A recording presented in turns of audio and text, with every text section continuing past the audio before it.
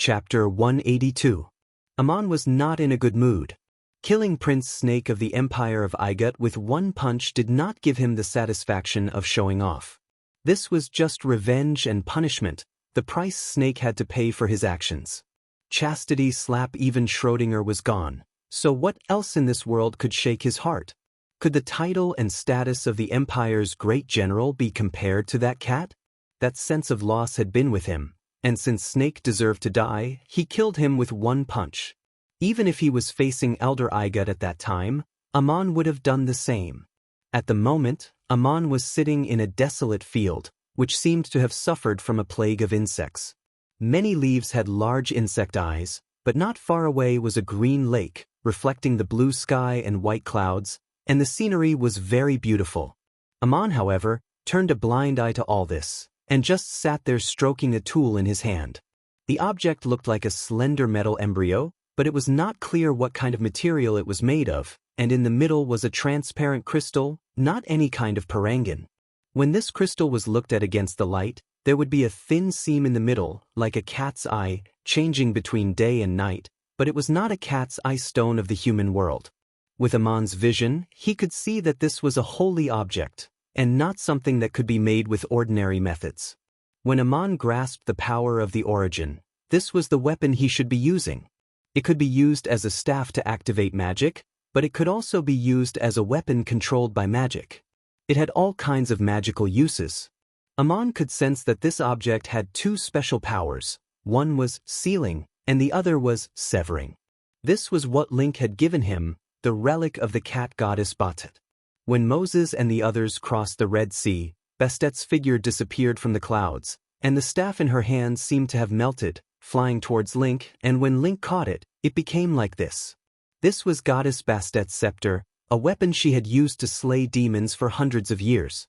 She had tempered it countless times with the power of her soul. It was different from ordinary weapons or staffs, and it could change with the body and mind. When she finally left, she left this tool behind, as if it was the final proof of her existence. Why did it become like this, and what kind of magic it had been bestowed upon it? Perhaps even Bastet himself did not know. It was like the remains of a scepter, but it was also like a brand new artifact that had been refined and purified, but had yet to be forged. After killing Snake, Amon did not flee the borders of Igut, but instead headed north to the eastern shore of the Red Sea. He found that Moses and the others had safely crossed the sea. Medanzo and Link were still following them in the dark. He appeared and stopped the two disciples to ask them what had happened, and only then did he learn that Schrödinger had used the power of the goddess to help him one last time, and Medanzo and Link had seen her disappear in a smile with their own eyes. Amon had no words to describe his feelings, and told Medanzo and Link to leave with Moses and the others as soon as possible. Although they were already out of the divine realm of the Ennead, they were still within the borders of Igut. Don't forget to bring enough water and food before you go, as they would be crossing the desert not far from the borders. Medanzo asked, "Ammonius, aren't you leaving with us?" Amon shook his head and said, "The road ahead is still very difficult and dangerous, so be careful. I have just killed Lazith-I's eldest son, Prince Snake of the Empire of Igut, and I will walk straight out of the border checkpoint, so that everyone will know my whereabouts, and Moses and the others will be able to escape from an uninhabited place." The two disciples still wanted to say something, but Amon waved his hand and closed his eyes without saying a word, and they had no choice but to leave. Amon sat there, stroking the short staff left behind by Schrödinger, sensing the strange nature of the object, as if he was gently caressing her. He did not cry, but tears quietly dripped onto the object, and the crystal seemed to have a spiritual luster in the blink of an eye, and Amon's tears were actually absorbed without leaving a trace. Amon had a name called Allah, which meant day and night, just like the transformation of a cat's eye. He sat from day to night, and from night to day, as if he was thinking, in a daze, recalling and meditating. When the morning light appeared on the horizon, he suddenly stood up with the short staff in his hand, his tears already dried, opened his eyes and shouted back, "You've been sneaking around for so long, if you want to let go, then let go." With that said, he simply waved the short staff, and a strange force sealed all the aura fluctuations in the surroundings. A powerful hidden aura finally revealed itself, and a man wearing armor appeared on the hillside. His cheeks were red, and his helmet had a winged decoration, and his armor reflected a myriad of colors. He was a tall man, but his arms were much longer than the average person, and one could almost touch his leg bones with a stretch of hand. The weapons in his hands looked like two halves of spears. The man was suddenly forced out of hiding by Amon, and was also taken aback. He spread his long arms and said, "I'm just a passerby. If I can stay here in such a large wilderness, then I can also pass by." Amon did not waste time with him, and directly called out his identity. "Insect god Khepri, who sent you? What are you trying to do by following behind my people? Seeing that I stayed here, you stopped and stared at me for a day and a night. Don't forget, this is no longer the divine realm of the Ennead." Khepri was so frightened that he took 2 steps back and stared at him. "How do you know me? Don't call me insect god, I'm the scarab angel. I was ordered by Seth to investigate that group of people and give them guidance at the right time." Amon walked over step by step with the short staff in his hand. "Guidance? Don't think that I don't know what you've done. You forced me into a desperate situation before threatening me. After leaving the Ennead divine realm, you still haven't abandoned me. You forgot to tell me that I just killed a prince of the empire of Igut not long ago." Khepri shook his head. "I'm just completing a mission, like a scout in the army. General Amon, I didn't attack. Blaming me is equivalent to blaming Archangel Seth." As Amon moved forward step by step, Khepri retreated step by step. Amon pointed at him with the short staff and said, "Even if I'm not blamed for Seth, so what? Where did all the hardships along the way come from? Do you know what happens to the scouts sent by the army if they reveal themselves? Stand still and don't move, you'll understand soon enough." Khepri shook the short staff in his hand. "Amon, don't mess around, I'm an emissary of the gods." Amon said calmly, "I'm not messing around, I just want to tell you not to follow my people anymore. Don't send any more insects. No matter who you are or what your name is, if you don't leave, then please don't ever leave." Khepri's expression was uncertain, and he had already retreated to the top of the mountain. He shouted, "Just an ordinary person, no match for an angel, no match for me." Amon's expression didn't change at all, and there were no fluctuations in his emotions. He said indifferently, "Khepri, I know there are many magical abilities related to one's origin, some even true gods can't do. But I also know their weakness, their fighting strength isn't strong. If their technique is broken, they will become very cowardly." Amon had already reached the top of the mountain step by step, and raised the short staff unhurriedly. There was a steep slope below, and Khepri stepped backwards in the air and said, "Don't come over, if you dare to let go, I dare." Before he finished speaking, he rolled on the ground and turned into a cloud of dust. There seemed to be countless dots in the dust, flying towards various targets. Amon shouted, "Escape, your method is quite clever." Then he put the short staff on his waist like a sword, turned and walked east with his hands behind his back. Amon knew Igut's insect god Khepri. He had seen him in Schrodinger's soul imprint. This insect god was very courageous, but he was very flexible, good at lurking, and even better at controlling all kinds of insects. Being targeted by him was very difficult to guard against, and it was a headache. Moses and the others had already left the Ennead's divine realm, but Seth still sent such an emissary to follow behind, but it was noticed by Amon in time. A god above the clouds scolded with dissatisfaction, "Useless tool, you haven't made any progress after so many years of cultivation." From a distant place, a woman's voice suddenly came again. "Seth, is this your method? Sending insects to undermine me, isn't it too shameful?" Only the voice could be heard but not the person speaking, so the person should be far away. Seth looked towards the target where the voice came from and said, "Morin? How infatuated, so worried about that lover. Don't worry, once he is out of my divine realm, I will not make things difficult for him anymore. Everyone knows what kind of person he is." Morin let out a string of tender laughter. "This place is not the Ennead's divine realm. If you really want to leave, it would be a violation of the agreement of the gods, sending such a sneaky emissary out, and you still don't want to make things difficult for me? Everyone here is a god. don't play with this illusion. Seth said with a straight face, "Don't call me a god, I am Seth the Archangel." Murin stopped laughing. "It's just a change of title. I still have the realm of transcending eternal life. If this is really my belief, I don't mind being called a false god too. I'm just here to warn you not to interfere in the affairs of the plains of Duk. That has nothing to do with me." Seth, however, laughed. "The sheep of Duk have finally rushed out of the many obstacles, thinking that those are the sheep of Duk, but don't be happy too early. I don't think those people can truly believe in you." If she could see this goddess appear, Murin's face would certainly not look good at the moment, and she replied in a deep voice, "This is my agreement with Enril, and my promise to Amon. As for how they choose to face it, if they turn their backs on the guardian divine realm like the people of Duk did back then, I won't be able to protect them either. After all this suffering, the lost sheep should understand the choice of fate. I'm just warning you, don't have any ideas about Amon." Seth was still laughing. "Is there still a need for others to do anything to Amon? It's enough. Have you forgotten that magical curse, the man you love and the man you love? Which one has ever had a good end?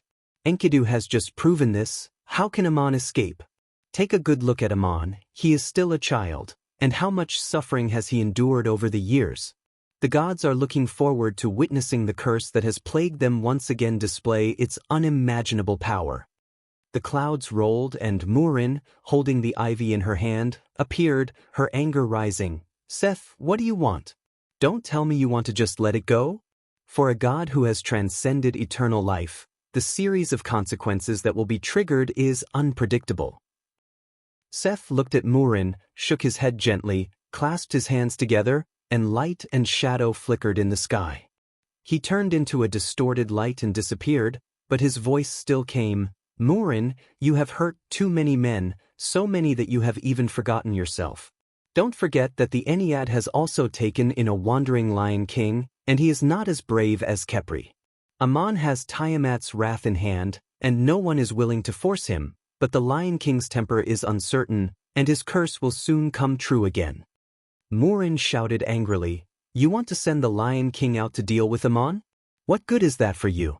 Seth's voice became more and more erratic. "I am not sending the Lion King out, I am just telling him all this and allowing him to leave. He will naturally find that lover to duel. Let Amon pray for Murin's blessing. Amon killed the prince of the empire of Igut. The temple will send someone to arrest him, and as the archangel they believe in, it is also my responsibility to let an emissary provide help." Amon untied the ropes towards the borders of Igut. He climbed mountains and waded through rivers, and directly passed through villages and roads without avoiding them. In fact, he did not care if anyone had seen him. At night he also ate and stayed in several towns and bought a lot of tools.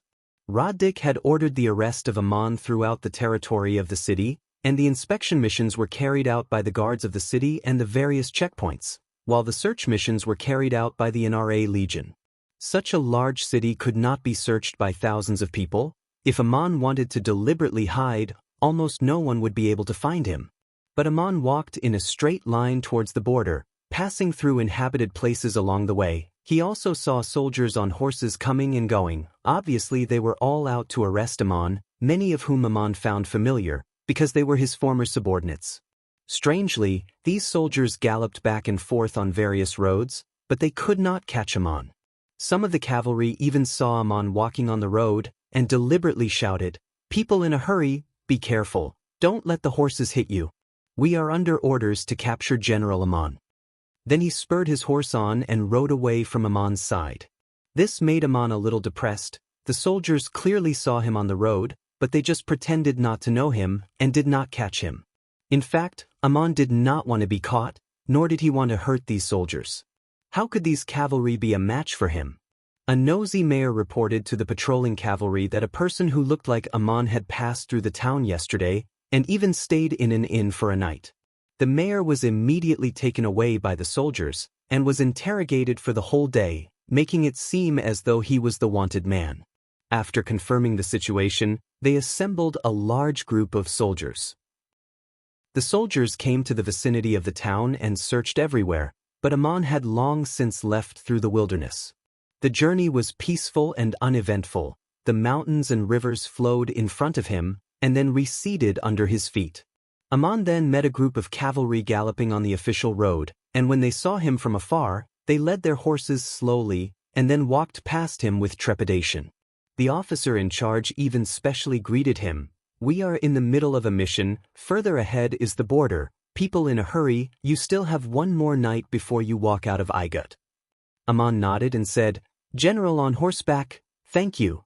He finally smiled, and his heavy heart for the past few days felt a little lighter. This trip to Igut had not been in vain, and had left behind many beautiful memories. After resting in the mountains for a night, they continued forward and had reached a checkpoint on the borderline, where there were dozens of soldiers stationed. It was 10 days after he killed Snake. The Temple of Isis received an urgent order from the capital, and several priests immediately recounted it to the saintess and discussed it for a long time. Then Maria sent everyone away and only called Gabriel over. She sat there in silence. Since she was a young girl, Gabriel had been by the side of this saintess and had never seen her eyes so melancholy. The sky gradually darkened, and there was a twinkling starry sky outside the window, and Gabriel finally asked, "Saintess, does the order from the capital have anything to do with General Amon?" There was no emotion in Maria's tone, and she replied softly, "Yes, not only is it an order from the elder, but it is also a secret order jointly issued by the Shrine of Ra and the Imperial Conference of Clerics, and also an oracle from Archangel Seth, ordering the Temple of Isis to immediately send people to hunt down and kill Amon." Gabriel's tone was suppressed with grief and indignation. Why did they do this? Maria looked out the window, her eyes gazing across an unknown distance into the distance. Amon killed Prince Snake in the army, which has symbolized a break with the Empire of Igut, and any monarch can only make such a decision. Gabriel said, "I know about this, there were more than 1,000 witnesses. Snake told Amon to come back, and Amon came back. It was Snake who ordered the attack, and then he was killed by Amon with a single punch." Maria nodded. If it was Amon, would it still be possible for him to return to Igut for trial? Just like with Bear in the past, the Empire decided not to pursue this matter publicly, but to directly send someone to assassinate him. Gabriel frowned and asked, "Who are you planning to send?" Maria pushed a scroll of documents to the other side of the table. "The oracle has named him, and the elder has officially ordered this task to be given to him. It was Amon who was discovered by the Nile River, and he has made a great contribution to the Empire, and it is also a great contribution. Today he has broken with the Empire, and it is also our responsibility to destroy him. These are the words of the elder's decree. The Empire will send him directly." Gabriel lowered her head and pursed her lips tightly in silence, while Maria looked at her with melancholy. After an unknown amount of time, Gabriel finally looked up and said, "Saintess, before I untie myself, do you have any other instructions?" Chapter 183. Gabriel took the parchment and asked, "The letter to me is also an order, but I can only read it after I fight Amon? But I'm a saintess, I'm going to assassinate him. If I'm still alive at that time, I'll understand." Maria waved her hand and interrupted her, "There's no need to say more. An order from the Empire is an order. I won't let anyone violate it. I also know who it is. Gabriel, how long have you been with me?" Gabriel bowed. "It's been 6 years since I first met you in Cape States." "Maria, if you're not the saintess of the Temple of Isis, do you have anything to tell me at this moment?"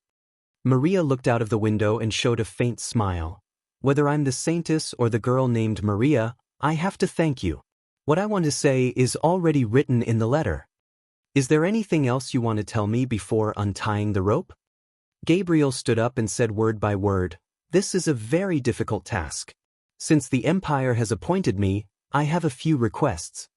Maria nodded and said, "It's only right to have some requirements when accepting such a mission, right?" "Gabriel, I can't go alone, I need the cooperation of a mage, at least one of them." Maria replied, "I've already discussed with the 3 priests. There will be a mage. George used to be the chief priest of the NRA Legion. He volunteered to go with us on this task, and he won't come back if he can't complete the task." Gabriel was slightly startled. "The Dubhi continent is so big, I can't go aimlessly looking for him, and I won't go around openly. So the Empire needs to send spies to find the exact location of Amon's hiding place. I'm a noble warrior, this is in line with my identity, and the same goes for Priest George. Maria simply replied, "That's how it should be, let's do it. With Amon's whereabouts, we can untie the rope with Priest George. Gabriel, I also need a weapon. Maria, you can choose all kinds of weapons and armors from the Temple of Isis's collection. No matter how precious they are, they will always belong to you." Gabriel shook his head. "I don't need a weapon from the temple, I just need all the mages and craftsmen in the temple to help me repair a weapon. It's the axe I used to fight with Enkidu. It's broken in many places. I've used all kinds of precious materials to refine and repair it. Now, I need all the mages and craftsmen to help me forge it into a perfect weapon. Maria, I will fulfill your request and mobilize all forces to help you forge this weapon. I will only release you after the ritual is completed. His Majesty has no time limit to complete the task." Gabriel bowed. "Thank you, Saintess." Maria looked at her meaningfully. "Your request is completely reasonable. Gabriel, have you also learned to do official business?" Thinking back to the time when Gabriel was ordered to escort the candidate Saintess Maria to the Cape States, she was alone. As a warrior, she didn't even have a follower for 1,000 miles. But now that she was ordered to assassinate Amon, she made so many requests. Gabriel replied, "Because this is carrying out the Empire's order, not fulfilling my own wishes. Then let's do it according to official rules." Maria nodded again. "Very well, everything is as you say." The discussion was over, but Gabriel didn't leave. He stood there hesitating for a moment, and finally couldn't help but ask, "Saintess, can we talk about something personal?" Maria smiled lightly. "This is a private place, you can say whatever you want." Gabriel let out a long sigh. "I'm not used to such words, but I can't. The Empire specifically asked me to assassinate Amon. Don't you think it's suspicious of using a borrowed knife to kill someone? The general is not guilty, it's just for the interests of the Empire to get rid of him. But don't forget that Amon himself is probably the best assassin in the world. He can capture a king alive, which is much more difficult than assassinating a king. Starting." Maria withdrew her gaze from the window and looked down at the table. "According to Seth, there will be an oracle, and there will be an emissary of the gods to assist. Gabriel, I don't care who will assist me.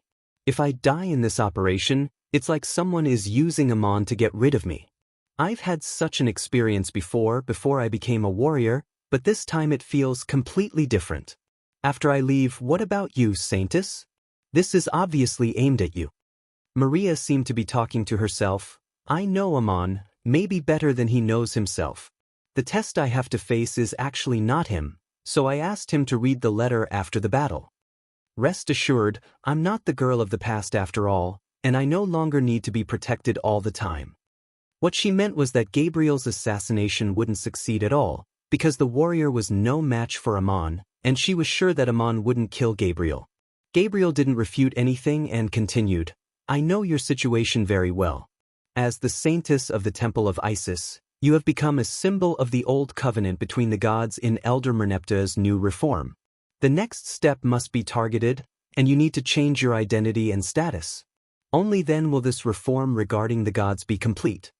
Maria raised her head. "I understand, but in any case, I'm still me. I hope you can also remember that when people come to this world, they will eventually leave. What is the faith they pursue?" Gabriel wanted to say something but hesitated, so he bowed to the Saintess and excused himself. Maria stood up and walked to the window. There was no light in the darkness, and the starlight shone on her through the window. She looked quietly into the distance, and no one knew what she was thinking. She stood like this all night. Iman crossed the mountains and fields in the night. Under the starry sky, he always felt that someone's eyes were watching him. The sky finally brightened, and he walked on an official road. This was the road that led out of the frontier and along the coastline to the Hittite kingdom of Saya. It was also the route he had taken when he led the NRA Legion. There was a checkpoint ahead. It was just dawn, and there was no one else on the road. The guards on duty were making a fire to cook, and smoke curled up from afar. Several warriors with spears opened the wooden gate in front of the checkpoint, and saw Amon walking over with a short staff at his waist and his hands behind his back. Due to the signing of an alliance treaty with the Hittite kingdom, the usual checks at this checkpoint were actually not strict, but now that they had received orders to arrest General Amon, the people who came and went had to be carefully interrogated. Amon walked over in the thin morning mist, and the soldier opposite shouted, "You are in a hurry. What is your name, where are you coming from, and where are you going?" Amon replied in a clear voice, "My name is Amon, and I'm going to the plains of Duk. I heard that the Empire of Igut is looking for me." All the soldiers in the checkpoint, regardless of what they were doing, stopped in an instant, and then they ran out in formation with their weapons in hand. Amon walked over, and the soldiers lowered their heads as if they didn't see him. Amon shouted again, "I am Amon." Suddenly, a soldier said to the person next to him, "I heard thunder yesterday, and my ears were ringing. I couldn't hear anything clearly this morning." Another soldier replied, "Me too, there's always an echo in my ears." The person in charge of the checkpoint came over and said to Amon, "You are in a hurry and don't have any tools with you, so there's no need to check. You need to pay 5 copper coins to pass the checkpoint. If it's not convenient for you to carry it on you, I can lend you some." Seeing this, Amon knew that these soldiers were unwilling to arrest him, but according to the Empire's orders, if you see a fugitive and don't let go, you will be investigated in the future. Amon had wanted to announce his identity and then break through the checkpoint, not making things difficult for anyone and only announcing his departure, but he didn't expect the soldiers guarding the checkpoint to have such a reaction. He casually took out 5 copper coins and handed them to the person in charge. "Thank you, I have money." Amon walked out of the checkpoint just like that, and dozens of soldiers lined up and pointed their weapons to the ground as a sign of respect. Not far ahead was the Gobi Desert, and if he followed the coastline north, he would reach the Saya Desert. Not long after Amon left the border, he suddenly heard the sound of hooves behind him. Someone was riding a fast horse and chasing after him. He stopped in his tracks and looked back. It was the person in charge of the checkpoint. That person rushed forward and jumped off his horse, bowed, and handed over a parcel. "The desert is in front, you need food and water." Then, without saying a word, he turned around and jumped on his horse, ready to leave. Amon asked, "Who are you?" The person in charge replied, "My name is Van Liert, and I was originally a cavalry under Captain Ma. I grew up with Mahu and Miss Phi, and it was old Mahu who taught me physical arts." "So that's what happened. What a coincidence." The group of soldiers stationed at the border checkpoint were recruited from Miss Phi's hometown. They were originally Mahu's subordinates and fellow townsmen, and were extremely grateful to General Amon, so it was no wonder that they would do something like this today. Amon had once wreaked havoc in Montefiore, and if Sabaf had not committed suicide, he would have been sent to guard this border checkpoint as well. Roddick had ordered the NRA Legion to search for Amon, and this governor must have known the outcome. It would be a miracle if he was caught. If any of the soldiers really dared to go against Amon, and it was not that they were no match for him, they would most likely be shot in the back when they returned to the Legion for training in the future. This was not a battle against an enemy, and the soldiers of the NRA Legion knew very well what kind of achievements General Amon had, and why he killed Prince Snek. Amon was grateful, and although he did not actually need this package, he still kept it in the bone. He continued on his way, following the coastline past undulating grasslands and sparse shrubs. The road gradually disappeared, or perhaps there was no longer a need for a road, and in front of him was the Gobi Desert. If someone were to follow behind Amon and observe him closely, they would find that although he seemed to be walking at a steady pace, he was actually moving faster than a carriage, and the distance he took with each step was as steady as if it had been measured by a ruler. It took a day to cross the Gobi Desert, and there were already light yellow sand dunes in front of him. At night, he sat on the sand dunes to rest and meditate, and when the sun rose, he continued to untie the rope. The last time he took this path, he was leading the mighty NRA Legion, but this time he was alone, and under the morning glow, his shadow on the sand dunes was very long. The morning glow was crimson, and the distant sea reflected a little bit of golden light in the azure blue. The undulating sand dunes turned into various shades of yellow, white, and pink. The sea breeze was a little moist, but under the sun, The sand gradually began to heat up. The scene in front of him was like an unfolding chest, vast and mysterious, and also a desolate beauty between the heaven and earth. A gust of wind blew, and Aman suddenly stopped and took a deep breath, and actually smelled the fragrance of wine. Although he wasn't an alcoholic like his father, but he was absolutely a first-class connoisseur of the world's best wine. Good wine. Looking at the distant horizon, there was a tent on the tallest sand dunes, and the fragrance of wine was coming from there. Aman used the puppet eye technique and saw that it was a golden roof tent, decorated with a glittering golden roof. 4 pillars propped up the tent, with gorgeous embroidered ribbons hanging from them. The tent was ventilated on all sides, with a roof but no curtains, just like a pavilion. Inside the large tent sat a man, with long golden brown hair, dressed in large red clothes. When Aman saw him, he had an inexplicable feeling, mighty. This man looked to be around 30 years of age, his physique was extremely majestic, and his whole body emitted a kind of dignified aura. In this desolate desert, it was as if invisible creatures were lightly trembling under his pressure. There was a table in the large tent, and there were 3 chairs by the side, but only one person. On the table were fine wine and delicacies, and this man was currently holding a large golden cup inlaid with all kinds of gems, drinking wine. When Aman saw him, this man also had a reaction, and raised his head, saying, "Traveler, where is your hometown? The road is long and lonely, why stop and drink wine with a strange friend?" Looking at his appearance, he didn't seem to have a big voice, but his natural-born voice was astonishing. The wind carried a buzzing sound, coming from so far away, and even the sand dunes beside Aman actually had an echo. Aman walked over step by step. As he walked he said, "Strange friend, why are you drinking wine here? The scenery is so beautiful, but the atmosphere is so bleak that it breaks one's heart. Fine wine entering your throat, may I ask who are you waiting for?" That man stood up. "I am waiting, Aman." Aman had already walked close. This path of fine sand didn't even have a trace of trace. But when he walked up this sand dune, it was as if he was going against an invisible gale. With every step, the sand seemed to instantly turn into quicksand, rapidly falling downwards. The corners of his clothes and hair fluttered backwards. A whistling sound resounded in his ears, but the surrounding scenery was so quiet and serene.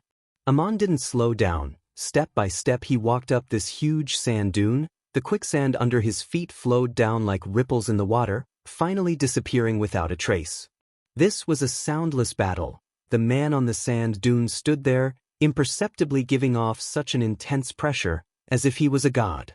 Meeting like this, it was clear that he didn't come with good intentions. The opponent had long been waiting here. Aman couldn't hide even if he wanted to. After ascending the sand dune, he asked, "Waiting for me? I don't remember seeing you." The man smiled, pointed to the opposite chair and said, "Strangers can also sit together and drink wine. In this world there aren't many people who can sit calmly opposite me and drink wine. Does General Aman have the guts to do so? What do you think of the wine here?"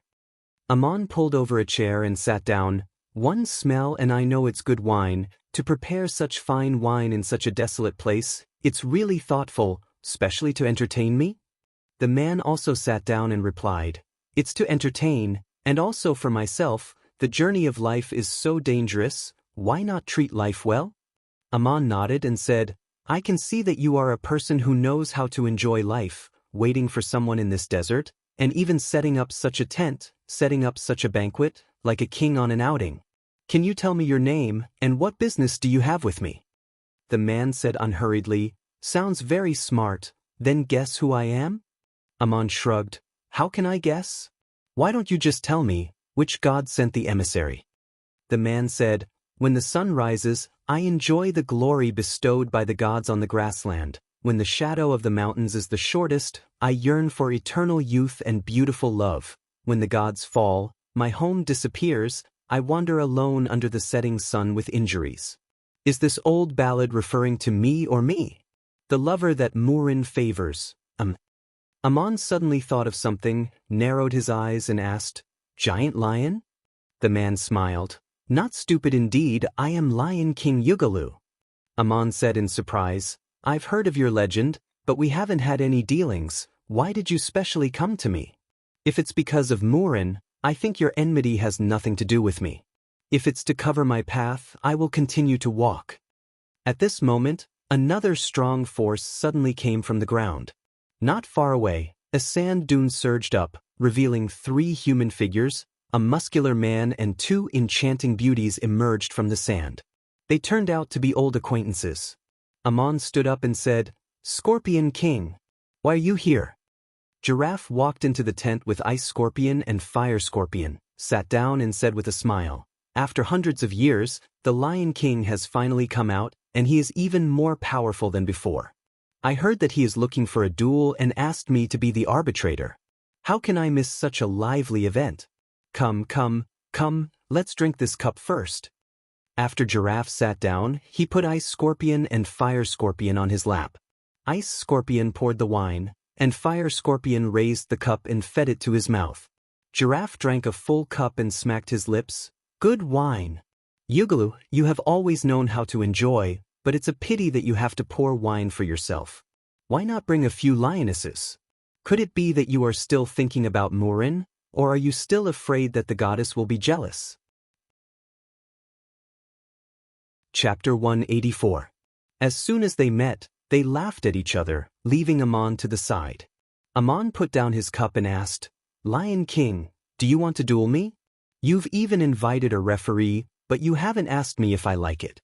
If you want to use a duel to prove Murin's love, I think you're using the wrong method." The Lion King turned his head and said, "I'm not dueling with you to prove who loves Murin, let alone to decide who the goddess will fall in love with. Drink this cup of wine, and then tell me the reason. Actually, I'm from the Ennead." Amon drank his cup in one gulp and said in a deep voice, "The Ennead? Did Seth send you to duel me?" Yugalu's voice shook the surrounding air with the echo of metal clashing. "It was Seth who asked me to come. The shrine of Igut will send people to kill me. Jaite asked me to follow behind those pursuers and help at critical moments. But I don't want to do that, I only want to solve it in my own way, so I rushed to meet the pursuers." The Scorpion King interjected, "This lion didn't listen to Seth's warnings. Didn't Seth tell you that Tiamat's wrath is in Amon's hands, and you still want to duel him?" The Lion King stared at Amon and said, "I know you have a Tiamat's wrath in your hands, but do you have the control to unfold it before I kill you?" Amon could only smile bitterly to himself. The real Tiamat's wrath had been taken away by Maria, and the one he had was only a fake. Although it looked flawless, it was uncertain whether it could fool the eyes of Oil and the Lion King. Unfolding it also meant death, and no one would use it unless it was absolutely necessary to perish together with the enemy. Moreover, this scroll was not necessarily something that could be used when one wanted to use it. Amon had experienced this when facing Enkidu in the army, and when he was fighting Enkidu, he didn't even have time to unfold the scroll. Usually, this was just a simple action, but in the end, it required time and energy. Moreover, using it on the battlefield was equivalent to killing everyone within the scope of the attack, regardless of friend or foe. Today, Amon's achievements and realm were higher than before, and his strength was also much deeper. He was confident that even if he encountered Enkidu again, even if he wasn't a match for him, he would still have the opportunity to use Tiamat's wrath. He replied nonchalantly, "I can try." The Lion King smiled and waved his hand. "I'm not a fool. After several hundred years of cultivation, I have achieved what I have today. Naturally, I know how to cherish life. I will not fearlessly perish together with my enemies. Even if I want to force him to use Tiamat's wrath, I'm afraid Jirizhui won't agree to it. He promised to be the arbitrator, so of course, he won't get himself involved." Amon asked again, "Then what do you want? Don't you want a duel with me?" The Lion King said, "A duel is just a kind of agreement. It's to separate the two parties and keep the promise. There's no need to kill the opponent. Of course, the prerequisite is that you have the ability to activate Tiamat's wrath in front of me." Thoil Water interjected again, "Yugalu, there's too much empty talk. How exactly do you want to duel?" The Lion King unhurriedly raised the jug of wine on the table. He did not pour it into a cup, but drank it directly into his mouth. After putting down the jug, he said, "It's very simple. As long as Amon can withstand 3 of my roars, he wins. Jirizhui hugged the 2 scorpion monsters and laughed. 3 roars, he can still withstand it. If I really wanted to kill him, I would have thrown out Tiamat's wrath a long time ago. Yugalu replied nonchalantly, yes, I don't want to force him to perish together. If I can make him unable to even throw out the scroll, how would he be qualified to duel with me? If he can still sit still after my 3 roars, then he is qualified to sit here and drink with me. Oil Water tilted his head and glanced at Yugalu. After your injuries are healed, your realm is even higher than before. Are you going to roar now? Then I'll hide away first. Yugalu laughed. Scorpion King, you don't even have this little ability?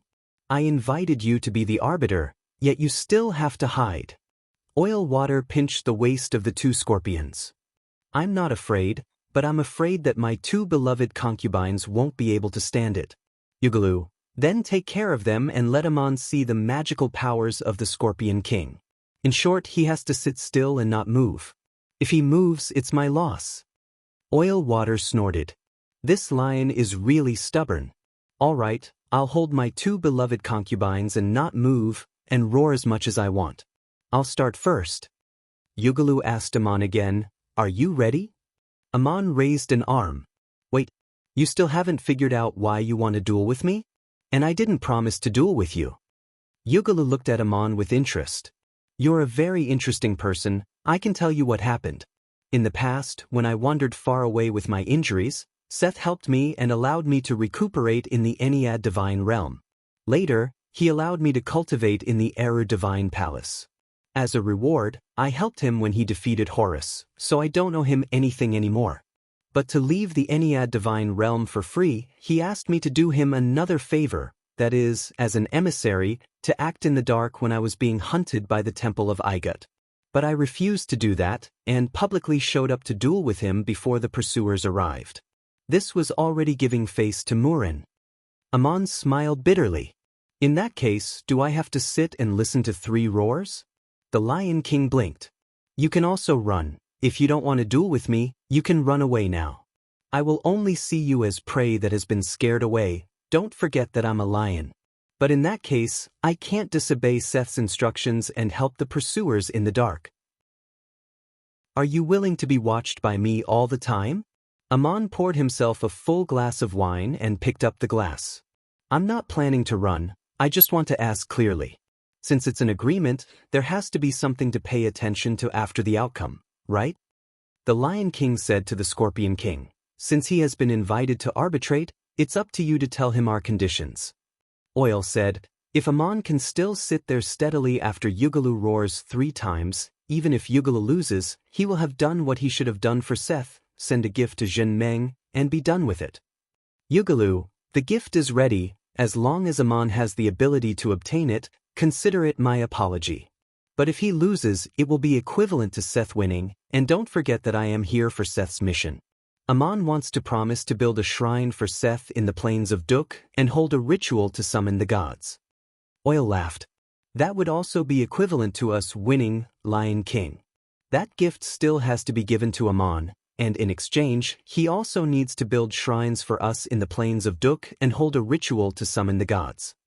Yugalu said to Amon, that's how it is, there are 2 choices, either promise to duel me or run away now. Amon took a sip of wine and took a deep breath. The conditions seem fair, but I don't understand, why does Seth want to build a shrine in the plains of Duk, and why do you 2 want to get involved? Yugalu and Giraffe looked at each other and said, there's no need to worry about that yet. Amon didn't want to explain too much to these 2, but in fact he understood many of the secrets involved, so he just looked at the wine glass and said, I know one thing, if there is no sincere sacrifice and faith from the people, the statue is like a soulless shell. Do you 2 care about this form? Yugalu laughed loudly, and it seemed as if the clouds in the sky were trembling with his laughter, and even the wine jug on the table jumped up. The Lion King did not let out a loud roar, he was just talking and laughing, and already had such power. He smiled and said, you're right, but you haven't fully understood many things in the human world. Not only will we build a shrine, but we will also hold a ritual to summon the gods. In this way, we will be able to understand a lot of things that happen in the plains of Duk, and through the wishes people make in front of the statue, it is also a kind of practice to experience everything in the human world. As for whether there are sacrifices or faith, there is no need to worry about that, because the shrine is there, and there will always be people who will come to the shrine to express their desires for various reasons such as awe or expectations. Oil also added with a smile. The Lion King is doing this in a fit of pique. It was originally Murin's divine realm, but he insists on building a shrine. As for me, I also want to vent my anger and show Marduk and Enlil. Aman nodded and said, I understand, then please begin. Yugalu put away his smile and asked again, don't you want to see what the gift I'm going to give you is? Aman shook his head and said, whether you're going to give me a gift or not, this duel will be accepted by my city, and it won't be too late to see after the duel is over, and I don't want to ask what it is first. The Lion King said with slight approval, truly a man who will not be tempted by temptation, the power of hope is as strong as the will. Aman had thought he would open his mouth to roar, but Yugalu sat there without moving at all, just looking at him quietly. Aman was never afraid to look anyone in the eye, and he also looked at Yugalu and suddenly found that his eyes were somewhat familiar, very much like the pupils of a dark cat, and these pupils were actually roaring. In this moment of illusion, the surrounding scenery changed, the desolate desert became a vast grassland with no end in sight, the tent and table disappeared, and only a giant lion the size of a mountain stood in the distance, opening its bloody mouth and roaring at the sky. He was actually sucked into the illusion that Yugalu had unfolded. The lion's roar shook the heavens and the earth, and Aman seemed to be just an unknown creature. All the creatures on the grassland trembled and prostrated themselves in the lion's roar. Aman was very clear-headed in the midst of the shock, and gently placed his right leg over his left leg. Then a chair appeared under him, and a wine glass appeared in his hand. Then all the scenery returned to normal, and he returned to the tent on the sand dune. Sitting opposite him was still the Lion King Yugalu. Oil Water laughed and said, this roar didn't knock him down. If it was a battle, he could already unleash Tiamat's wrath. Yugalu replied with a calm face, no one will choose to self-destruct before falling into a desperate situation. This boy's willpower is very good, not like those demons we once killed. Pay attention, there are 2 more roars. As soon as he arrived, Aman could not hear anything. The tent and the table in front of him disappeared. This time it was not an illusion, but was forcefully shattered, and not in pieces, but instantly turned into powder under the violent tremors. The roar was so intense that there was silence between the heavens and the earth. Aman closed his eyes, neither looking nor listening, but he could feel the intense impact, like 2 mountains colliding and crushing together. This soundless roar could turn everything into powder, and under its impact, people could not control their own power, as if their bodies and souls were separated. If Aman was suppressed by the roar, he could not use any of the scrolls, and it was too late to perish together. Oil Water sat to one side, the ice scorpion and fire scorpion in her arms showing pained expressions. The surrounding sand rose up, wrapping around their bodies in a strange flow, with a sharp tremor blocking the impact of the roar, allowing the 2 scorpion demons to barely withstand it. After an unknown amount of time, Aman finally opened his eyes, and was shocked to find that the sun had already risen to the highest point. He had met Yugalu not long after sunrise, waiting for the Lion King to appear. They did not talk for long, and now it was actually noon. His eyelids twitched, and the soundless roar disappeared. The quicksand that enveloped the Scorpion King fell, and Oil Water patted the shoulders of his 2 beloved concubines. Don't be afraid, it's all right. Yugalu, don't ruin the banquet, I haven't had enough yet. The Lion King stared at Aman with wide eyes, a trace of fatigue in his eyes. The 2 roars just now were very exhausting. Aman also felt waves of weakness, but he did not say a word and continued to look at him. Yugalu waved his red sleeves, obviously also wearing a spatial item. In the blink of an eye, another banquet was set up. Oil Water's hands rubbed the chests of the 2 demon scorpions. The ice scorpion and fire scorpion had already softly leaned against his arms. The Scorpion King finally reached out to pour wine, and said while drinking, Aman, you really have some skill. Yugalu's roar was unable to make you lose the ability to resist, and if it was really a life and death struggle, you can no longer stop the Tiamat's wrath from unfolding. He still had one last roar. In fact, it was not only about strength, but also about heart. Yugalu, who had been sitting all this time, finally stood up and reached across the table to point at Amon. As he extended his finger, the world suddenly became silent and colorless. Everything disappeared, there was no sound, no image, no sense of feeling. The existence of the human body depended on feeling. If the body could not be felt, there would be no way to command it to move, no way to sense external stimuli, and no way to react. The world disappeared, and he himself also disappeared. Just like when Amon did not pass the strange test when he broke through to the 8th level, his soul would be lost in this instant, and he would lose control of his body. If this was a battle, he should have broken the opponent's technique long ago.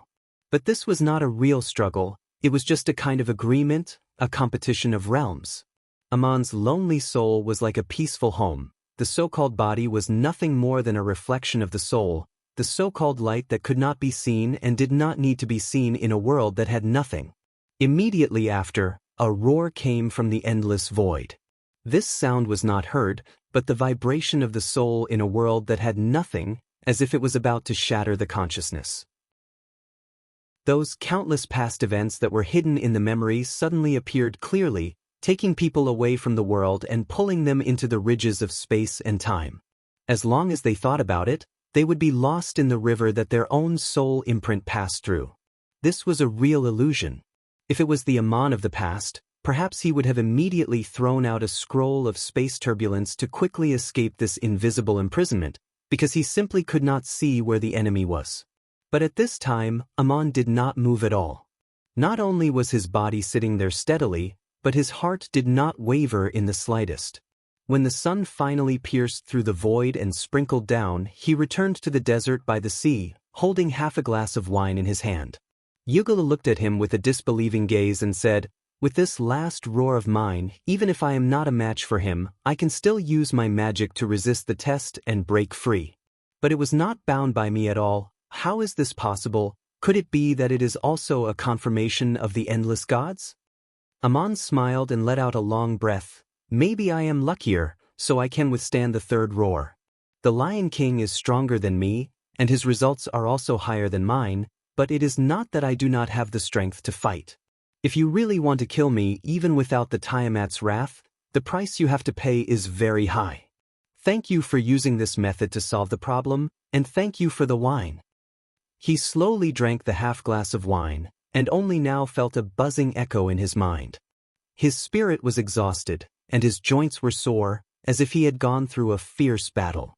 The sun was already setting in the west, and looking at the ice scorpion and fire scorpion in Oilwater's arms, they had already fainted.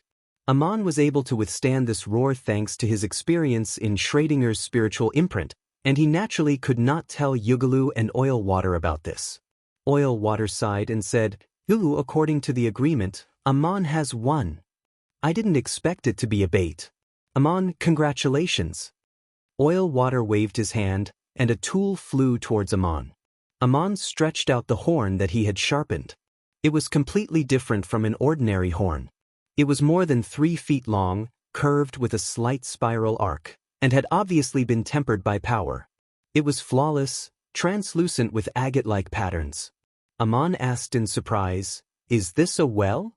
The Lion King looked at the horn in Amon's hand with a sad look in his eyes. "You should have heard of our legends. Back then, during the War of the Gods of the Anunnaki divine clan, Oilwater and I were both beast kings on the side of Tiamat and Kingu. He was the human face scorpion, and I was the giant lion. In that battle, there were also the 9-headed snake monster and the charm mermaid. The charm mermaid is still missing, and later the 9-headed snake monster, Humbaba, was killed by Enkidu. In that battle, one of the 9 beast kings, Barbarian Bull, was killed by Murin. This is the horn of Barbarian Bull, which Murin gave to me as a souvenir. It is a material for forging sacred artifacts, and it is already an extremely powerful artifact. I don't want to keep it anymore. If I see Murin, I will take out this horn and tell her what happened today." Chapter 185. After Link returned, he urged Aesop to direct the residents to step up the construction of the city's defenses and hoard war supplies, while reminding John to seize the time to train the official army. A few days later, Medanzo also rushed to meet with Link and learned of the latest situation. He also felt that the situation was serious and complicated, and immediately took a shuttle to find Amon to ask what to do. This was the series of events that happened after Moses and the others left Igut. Amon frowned after listening, some of which he had expected, because in the ancient legends, when the land of Marduk, where the gods had fallen, became fertile again, the god of the gods would be born. Regardless of whether the legends were true or not, this place was bound to become the source of divine power for the gods, and even if some gods themselves may not have the ambition, they had to pay attention to what happened there to prevent other gods from occupying this position and making the legends a reality. Even Seth, who was far away in Igut's Ennead, tried to intervene. But one thing was unexpected: where did the Highlanders at the foot of the Assyrian plateau come from? Judging from their organizational ability and material equipment, they were definitely not primitive tribes that had migrated spontaneously from the mountains and should be trained warriors and craftsmen.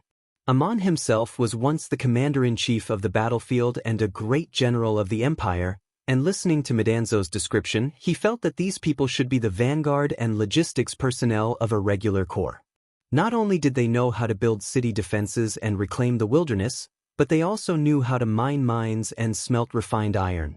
Weapons, tents, farming tools, and tools all seemed to be issued at the same time.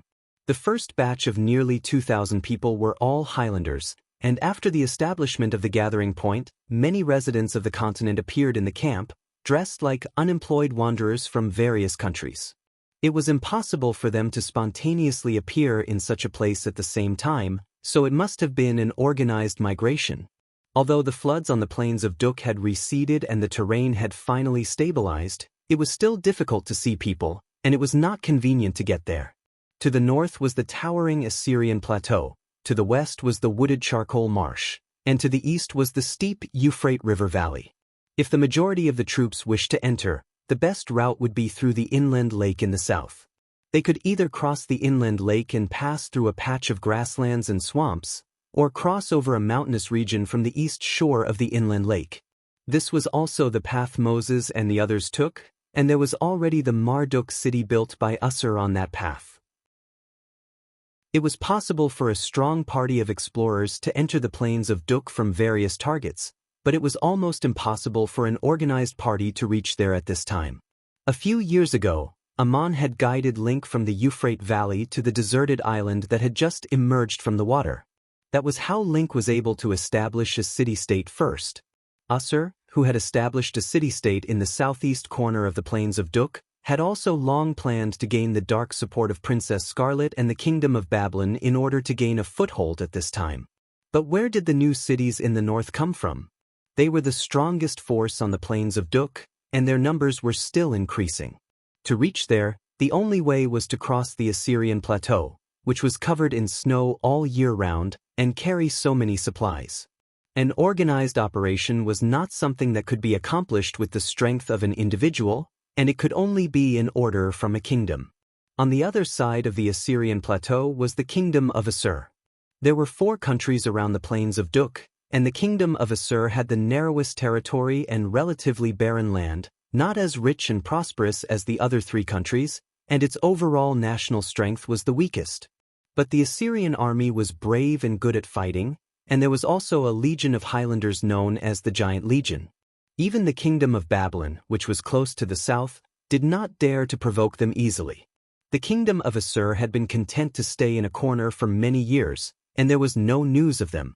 Due to the obstruction of the Assyrian plateau and the relative weakness of their national strength, the Kingdom of Assur was originally in the most unlucky position to compete for the plains of Duk, but now the situation had changed very subtly. If the Kingdom of Assur was really willing to cross the Assyrian plateau and forcibly annex the plains of Duk, it would instead be the most advantageous strategic position. The Dubhi continent had just erupted in a chaotic war between the kingdoms. First, the Empire of Igut fought a major war against the Hittite kingdom, then the Uruk Legion, the strongest army of the Kingdom of Babylon, fought a major war against the army of Igut led by Ammon, and then Goliath and Prince Ashur fought a major war against the army of Babylon. This series of wars had severely weakened the strength of the various kingdoms in a short period of time. The strongest empire of Igut suffered heavy losses, and although Ammon turned the tide, the price paid was also extremely high. Later, after the sudden death of the old Lazith II, the new and old Merneptah built a new capital in the country and carried out a monotheistic reform. At present, what needed to be resolved was internal affairs, and no more expeditions could be launched. The Hittite kingdom was the de facto winner in both wars, and Goliath was not gone, but the wars had also depleted the national strength of the Hittite kingdom. Although they were freed from the status of vassals of the Egyptian empire, the two princes almost caused the kingdom to be divided in order to fight for the throne. The current political situation was actually not stable, and they also needed to recuperate. Unless they were forced to, they would not carry out another large-scale war. The kingdom of Babylon was originally a kingdom second only to the empire of Igut in terms of strength, but it had suffered the most losses, and was the de facto loser. The Uruk legion was repelled, Enkidu fell, Gilgamesh retired, and the army was almost wiped out in the war against the Hittite kingdom. Taking advantage of the civil strife in Hittite, Prince Phong Nu had a chance to reverse the situation. The Assyrian king, who had been recuperating, suddenly made a move, and according to Ammon's judgment, the Assyrian king must have sent the giant legion to cross the plateau and suddenly appear, catching everyone off guard. Based on the current situation in the plains of Duk, the advanced legion of the Assyrian kingdom was building a city at the foot of the mountains in the north and building a shrine for Enlil. And in the southeast corner, on the most convenient road into the plains of Duk, Assur was also building a city and a shrine for Marduk. Enlil was naturally unwilling to abandon this divine realm, and he might even have the ambition to become the god of the gods, while Marduk should also want to take back the land that made him famous in one battle. These two gods both belonged to the Anunnaki divine clan, but they were enemies who refused to submit to each other. Now that there were two main gods in the divine realm of the same divine clan, it was a good opportunity to settle the thousand-year feud. The affairs of the gods were not easy to predict, but the kingdoms on earth also had their own conflicts of interest.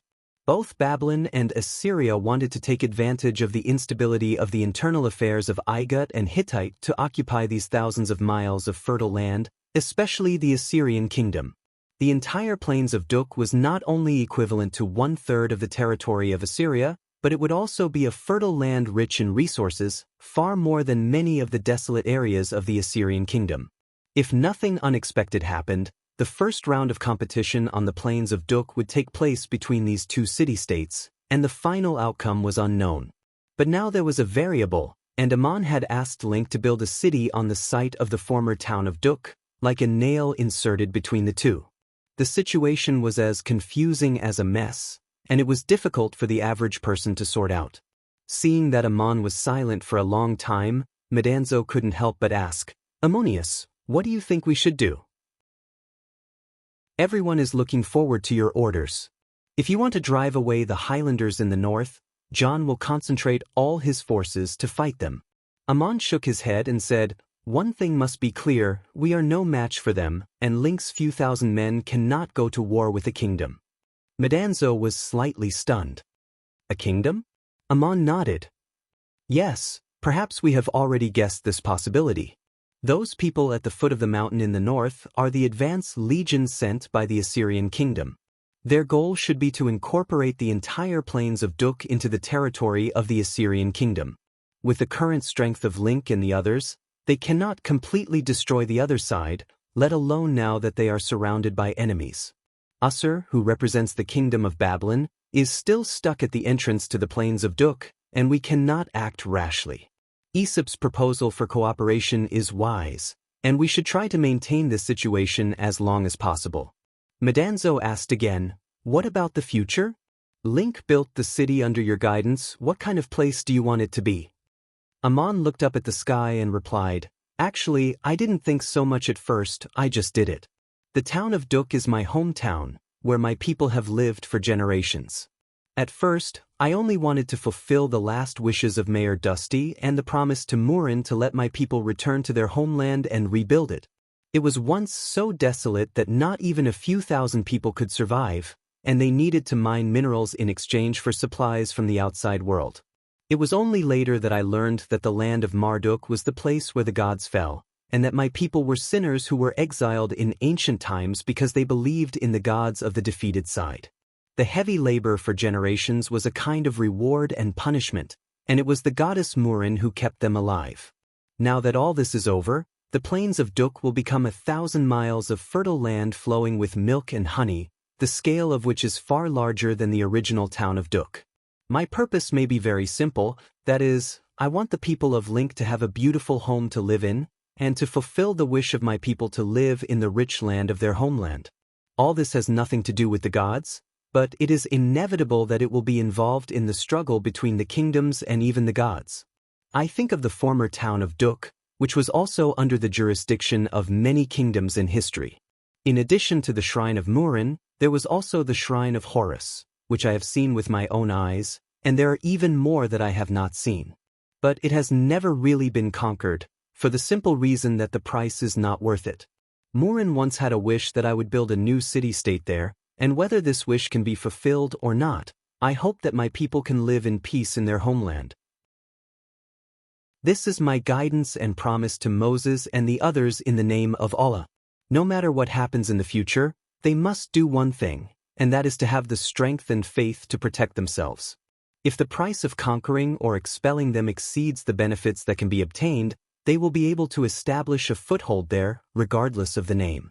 I am about to go to Saya to fight Celia, and I can talk to Goliath about a cooperation that should have been discussed a long time ago, and continue to provide support to Link and the others. Metatro blinked as he listened, and after a while, he said, "So it turns out that Godamon already had a plan. Regardless of how long it has been, you have a plan in mind, so let's do as you say.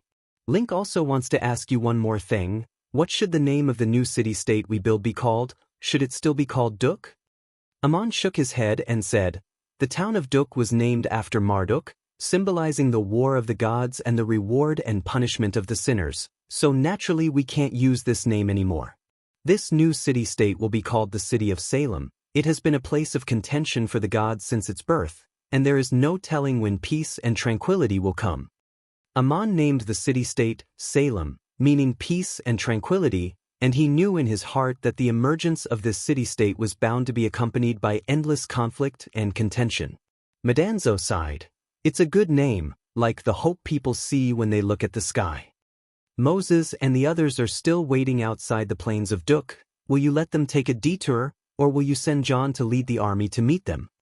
Amon thought for a moment and replied with a faint smile. Usur received an oracle from Marduk, and the condition was that they should not build statues of other gods except Marduk. This condition doesn't seem like much to me, because I have guided the people of Duk in the name of Allah, and none of them, including Moses, have ever seen me, and I have asked them to accept the guidance of faith, but I have never asked them to build statues for me, not in the past, not now, and not in the future. Medanzo's eyes widened, and he suddenly realized, then this problem has been solved. Just get Moses to promise Usur's condition. They will not build statues of any gods, and they can choose not to build statues for Marduk. You are their only God, eternal in their faith. I'll go back and tell Moses and the others." Amon waved his hand and said, "There's no need to remind them, Moses is their leader, and he should know how to guide the people. This is their last test before they reach Salem, and it is up to them to decide. They are not only returning home, but also freeing themselves from the old agreement between the gods, and they are no longer the Duk miners of the past." Medanzo, "Oh, I see. You want to give them another kind of guidance, so what should I do?" Amon looked at Medanzo and said, "From today onwards, you will be the head of all my disciples, and you will also be the hardest working one. Right now, there are a few things that I have to tell you to do." Amon asked Medanzo to return to Salem first and convey his orders to Link, John, Aesop, and the others, telling them to explore a road in the charcoal marsh, find various areas where they could stand, fill in the intermittent low-lying areas, and connect them to the southern end of Saya, with the assistance of the 4 ironbacks. This would take some time, and even if the road was built, it would not be suitable for large military formations to pass through, but it could allow an endless stream of caravans to come and go. The second thing Madanzo had to do was to send a message to the Ironback King Elmar, asking Elmar to rush to the designated address to meet up. Amon was going to give this Ironback King many pointers in training, and at the same time he was going to take Elmar to join the duel with Celia. After Elmar was released, Madanzo also had to control the shuttle to take Aesop back to Montefiore to find the wealthy businessman Sayo to talk about a very important business deal. Amon had invested a large sum of money in Sayo's trading firm, but because there was a big business deal to be done in the future, he asked Sayo to expand his trading firms everywhere and buy a large number of carriages and horses, and now it was time to use them. Business had its own way of doing business, and Aesop was the most suitable person to do this. After finishing these 3 things, Madanzo also had to rush to the city of Marduk where Usser was, bring a message to Usser, discuss another kind of cooperation, and at the same time pay attention to Moses and the others in the darkness. He was busy enough, and after listening, he hurriedly accepted the order and left. After Madanzo left, Amon waved his hand, and the golden-topped tent on the sand dune, the tables and chairs in the tent, and the luxurious utensils on the table were all collected into the bone. He really didn't waste, even taking away the tools left behind by the Lion King. The high sand dune by the sea returned to its original state, as if nothing had happened. The sun had already set, and the sky was full of twinkling stars. Amon sat quietly on the sand dune all night, and after dawn continued north across the Saya Desert, his destination the place where he and Celia had agreed to duel. No matter how complicated the affairs of the world were, this solitary youth just walked step by step towards his goal. Amon didn't take the shuttle, all his flying devices had been handed over to his disciples, and he didn't use his magic to fly into the sky, but walked on the sand as he did when he came. The sun gradually rose, the sand began to heat up, and the hot air spiraled up from the surface. Looking from afar, the light was distorted, and Amon's lonely figure gradually became a little dazed. As he walked, his dazed figure strangely disappeared, and no footprints could be seen on the sand, and no one could be seen under the sun. Amon entered a strange state of meditation, and as he walked, he naturally hit his tracks. The sun rose high and then slowly set in the west, and then the stars appeared, but Amon's shadow was never seen in the desert. The sand dunes seemed quiet at night, but there were still all kinds of slight sounds, and scorpions crawled out of the sand dune, leaving shallow traces of their presence. No one knew where Amon was, only he knew where he was going. He was like a wisp of thought as he walked, thinking on the road, invisible but present. Amon was thinking about a question, and after seeing the Amitba, he, Gerdablula, and Yugalu all realized that there were unknown divine clans in the world, and that there might be different gods. He had learned about the various past events of the Ennead and the Anunnaki, including the cat goddess Batet, who had accompanied him, and Murin, the goddess of youth and love who admired and guided him. Of course, he was happy to get along with them. But if it was purely about the existence of gods, Amon didn't like these divine clans. Since he left the town of Duk, he had been carrying the mission of unraveling the secrets of the gods and proving the way to become a god, but at the moment he was thinking about another, deeper question. If I can become a god, what kind of god will I be? I don't like those gods myself, I even hate them. With this belief, no matter how hard I practice, I can't become such a god. This is determined by the test of the power of the source. If there comes a day when I will pass the test of fate, the judgment of the end, my wish is not to join or establish such a divine clan, to become such a god. I want to build a home in my belief, which can guide all who yearn for it, and not be deliberately guided by the gods. Chapter 186. Manjushri looked back with a smile, her charm indescribable, and said, "If the information illusion cast by magic is like this, the things of the world are like birds in the sky, like people are annoyed, like waking up from a dream. Now that you have escaped from the sea of bitterness, you should seek to establish your own everything. If you want to seek the Tao, why not come with me?" Yugalu put down his wineglass and strode down the sand dune. Those people walked leisurely, but Yugalu could not catch up. Then with a roar, he turned into a lion and ran forward, soon disappearing into the horizon. The Scorpion King put down the Ice Scorpion and Fire Scorpion, turned and shouted, "Lion King, now that you have escaped from the divine realm of the Ennead, where are you going with these people? We haven't finished talking about our business yet." The sound of sprinkling water echoed in the desert, but Yugalu had already run out of sight. Sprinkling water scolded in the direction where he had disappeared. "This lion's temper hasn't changed, still so easily moved and stubborn. He had just escaped from the Ennead, but who knows where he was abducted by some god." Then he turned around and sat down. The ferocious Scorpion King's expression was a little bleak. He looked at the wine on the table and muttered to himself, "Where did this god come from? What are they preaching? It seems that there are still unknown divine clans in this world. Without the guidance of a divine clan, it is too difficult to explore alone, but I refuse to turn back." After Yugalu left, the Scorpion King drank a few mouthfuls of wine before looking up at Amon and saying, "Murin has taken a liking to him, and the gods are saying that she did not hesitate to abandon her ex-husband, Demuzid, and even sent Demuzid to the underworld in exchange. She will definitely be introduced into the Anunnaki divine clan. It is a great fortune for her to be a practitioner of the mortal world.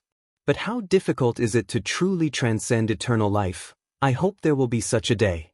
If you are not interested in what those gods said just now, I am afraid you are even less interested in my Scorpion suggestion. The righteous sect has already stepped into the Anunnaki divine clan, and there is indeed no need to waver in their beliefs because of this." Amon smiled bitterly. "Don't you know my relationship with Enro? It was he who instigated the flood that destroyed my home, and no matter what sins my people have committed, I have already bid him farewell." Sprinkling Water said, "Then you want to join Marduk's side? I heard that goddess Murin won the bet with Enlil and can freely enter and exit Anunnaki's divine realm, so it's not impossible to introduce her to Marduk's side." Amon shook his head. "The path I want to confirm may not be the same. There are the insights of predecessors and my own search. I have been thinking, how did the gods transcend eternal life, and what is the so-called divinity? I'm just a witness, I don't want to join any god system." These words were from the bottom of his heart. Amon was an anomaly. He had never received guidance from any divine clan, and he had solved the unsolved puzzles of Crazy, Ol and Bear in difficult explorations, and finally comprehended and mastered the power of the origin. He had already achieved the 8th level, and experienced everything in the spiritual imprint of Schrödinger, and even understood the torture of fate and the interrogation of the apocalypse. Before he became a true god, he did not need the guidance of any divine clan, he only needed to seek confirmation himself, and these were things that the Scorpion King did not know. Sprinkling Water smiled. "Maybe you are thinking too much. No matter who it is, whether you believe in it or not, the gods are there. I was once an emissary of the gods, and I have received the guidance of the oracle, so I know what is wrong with the power of the origin and what I practice, so I only think about how to become a true god who transcends eternal life. Don't think that I am strong enough to fight them in the mortal world, but as a living being, the meaning of existence is actually different.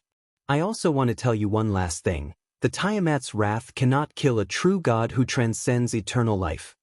Amon was actually surprised and replied, "Thank you for the reminder. I have read about the Tiamat's wrath, only that it can even severely injure the gods, but not that it can definitely destroy them. Is this the last thing you want to tell me?" Sprinkling Water sighed and said, "I once made a vow, although Tiamat who guided me has fallen, and I can no longer be driven by the Anunnaki divine clan, but the secret of the gods still cannot be revealed. Only when I become a true god who transcends eternal life and possess my own divine realm and divine system, will I be able to tell you what that path is. This is the agreement between the gods, and only then am I qualified to join this agreement, which is why I said those words to you. But there is already a ready-made shortcut, and there is no need to pin my hopes on this unseen hope. Now do you understand why the Lion King Jokai left, and why I ignored those gods? We all have our own desired path." Amon raised his glass and said, "The agreement of the gods has nothing to do with me, but in any case, I want to thank you for telling me this today. I can see that you also want to find someone to talk to, to clarify and strengthen your beliefs in your talk. After drinking for half a day, the Scorpion King stretched out his arm for the first time and clinked his glass with Amon's. Wiser than I thought, you have really seen through a lot of things. In order to thank you for listening to me today, I will give you another promise. It is also a kind of hope. Sprinkling Water's words had unknowingly taken on the tone of a god, and in the legends of the Dubhi continent, divine emissaries like him who had passed the test of endless life could already be called gods, just like Batet in the past.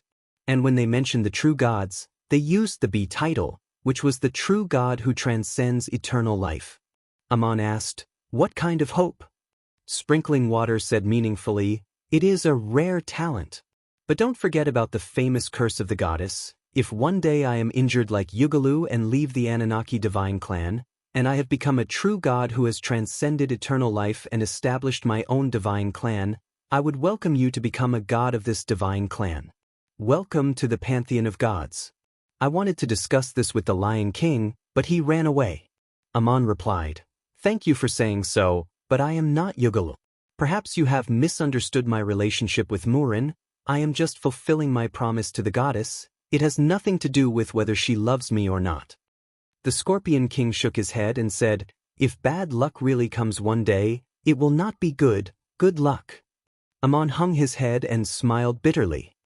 "Even if Murin really has such a curse, I have already experienced enough suffering." Sprinkling Water stood up and patted Amon on the shoulder. "You are not simple, just don't forget what I said today.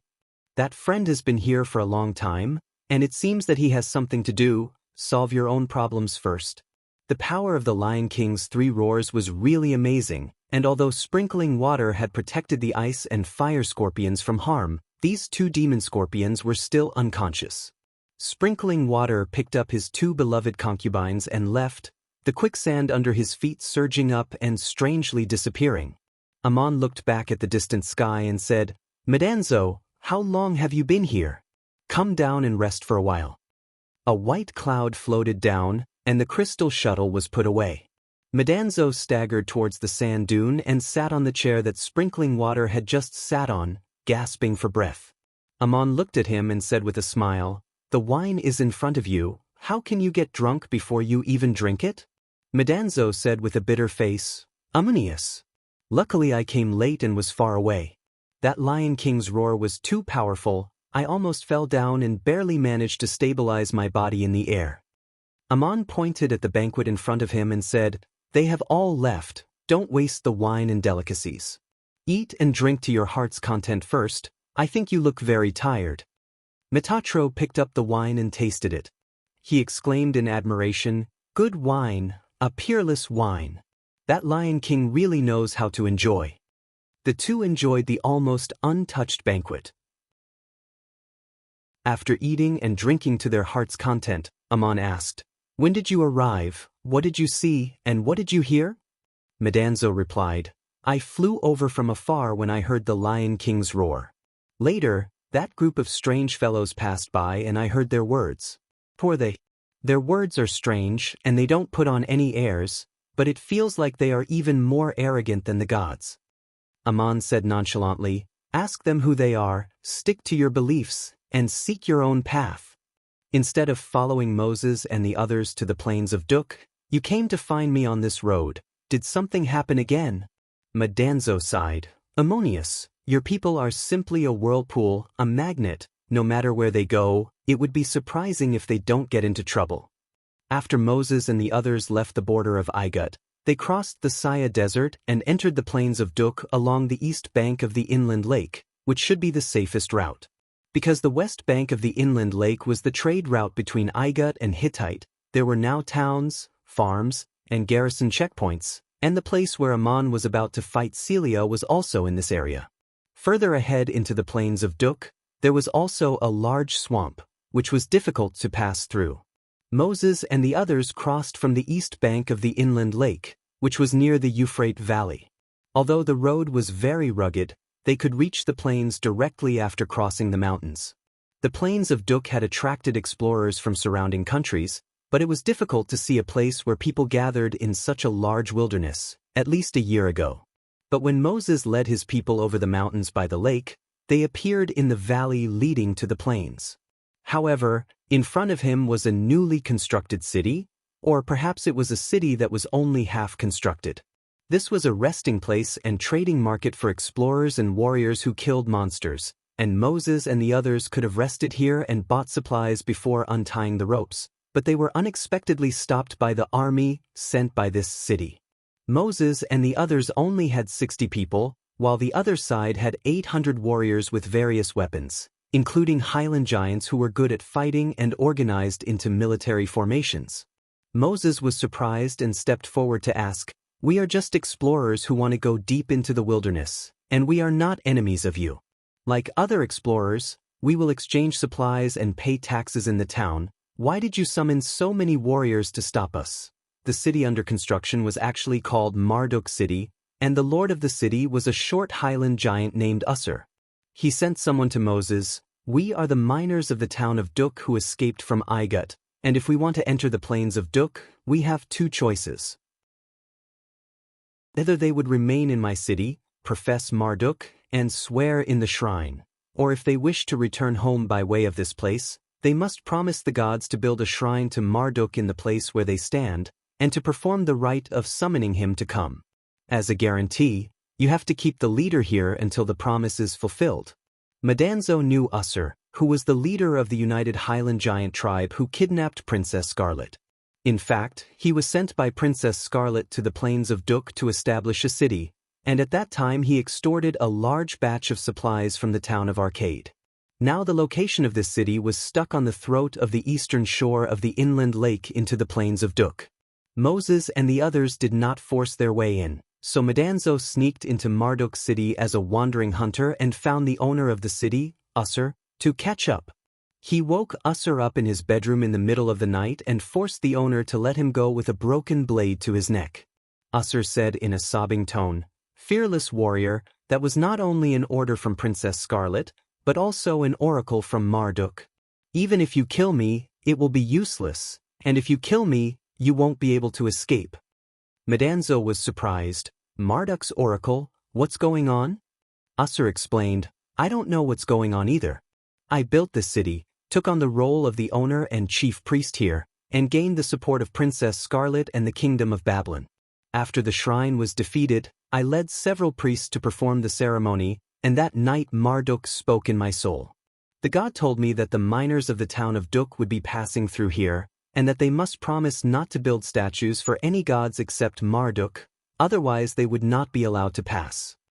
The situation was beyond Madanzo's control, and he immediately rushed back to discuss it with Link. They made two sets of plans. Either let John lead the army of Duk to fight and open a path for Moses and the others, or let Moses and the others turn back and go around the west bank of the inland lake, avoiding the scale of Marduk's control. The former plan was too expensive, and the city built under the leadership of Aesop was just beginning to take shape. Although the warriors led by John were not afraid of fighting Marduk, they would also have to suffer losses on both sides. The latter plan was difficult, and Moses and the others would have to pass through the land controlled by Saya, and after crossing the inland lake, they would have to pass through the impassable charcoal marsh. The two decided to make two preparations, with Madanzo going to explore the way first, while Link rushed to the town of Duk and told John to get ready to meet them. When Link returned to Duk, he learned that there had also been an accident there. At the foot of the Saya Plateau to the north of Duk, a large group of Highlanders suddenly appeared. They did not look like the inhabitants of the mountain tribes, and were obviously trained in an organized way. Carrying all kinds of equipment and supplies with them, they quickly set up camps and fortifications, forming the prototype of a city at an astonishing speed. This was obviously not a spontaneous action. They were strong and well-trained, their resources were in order, and the deployment of their personnel was extremely orderly, as though they were soldiers and logistics personnel that had been trained for a long time. The settlement they built was less than 100 miles away from the city built by Link, and they occupied the fertile land to open up wasteland and sow seeds. They also occupied the mines where the Dushians originally mined parangons and iron ores. They organized people to mine the parangon cores and iron ores and smelt refined iron on the spot. They were obviously preparing for large-scale immigration and advancing to the entire plains of Duk. The city built by Link occupied the largest piece of fertile land on the plains of Duk, and there was a conflict after the outsiders occupied the mines. Fortunately, Link and the others had already built strong walls, and under the governance of Aesop, they already had a large population and a firm foothold. Otherwise, they would not have been able to compete with the other party. Link and Medanzo were not there, and Aesop avoided conflict at first.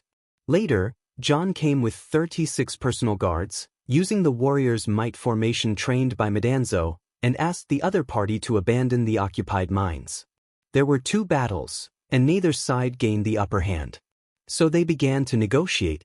The other party believed that the mines were originally ownerless, and John took out the title deed of Duk to prove that it was not ownerless, that people had been mining since ancient times, and that roads had been built and veins had been dug. The other party said that the Dukian miners had long disappeared due to the punishment of the gods, and they were unwilling to give up the most precious mines on the continent. In fact, both sides understood that it was the most important strategic base for establishing a foothold on the plains of Duk and annexing thousands of miles of fertile land. Warrior John fought another battle with them and found that it was not a problem to rely on his city to defend it, but it was not possible to repel those people, so he sat down for a second negotiation. John did not have reinforcements, and the other party's troops were gradually increasing.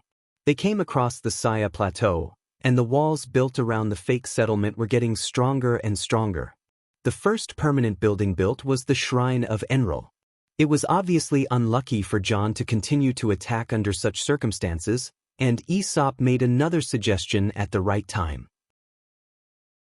Aesop used to lack strong labor to mine ore and/or cores, and now the residents were no longer the Dukian miners of the past, but mainly the barbarians, who had absorbed the scattered tribes of the nearby area and the wandering explorers of the surrounding countries.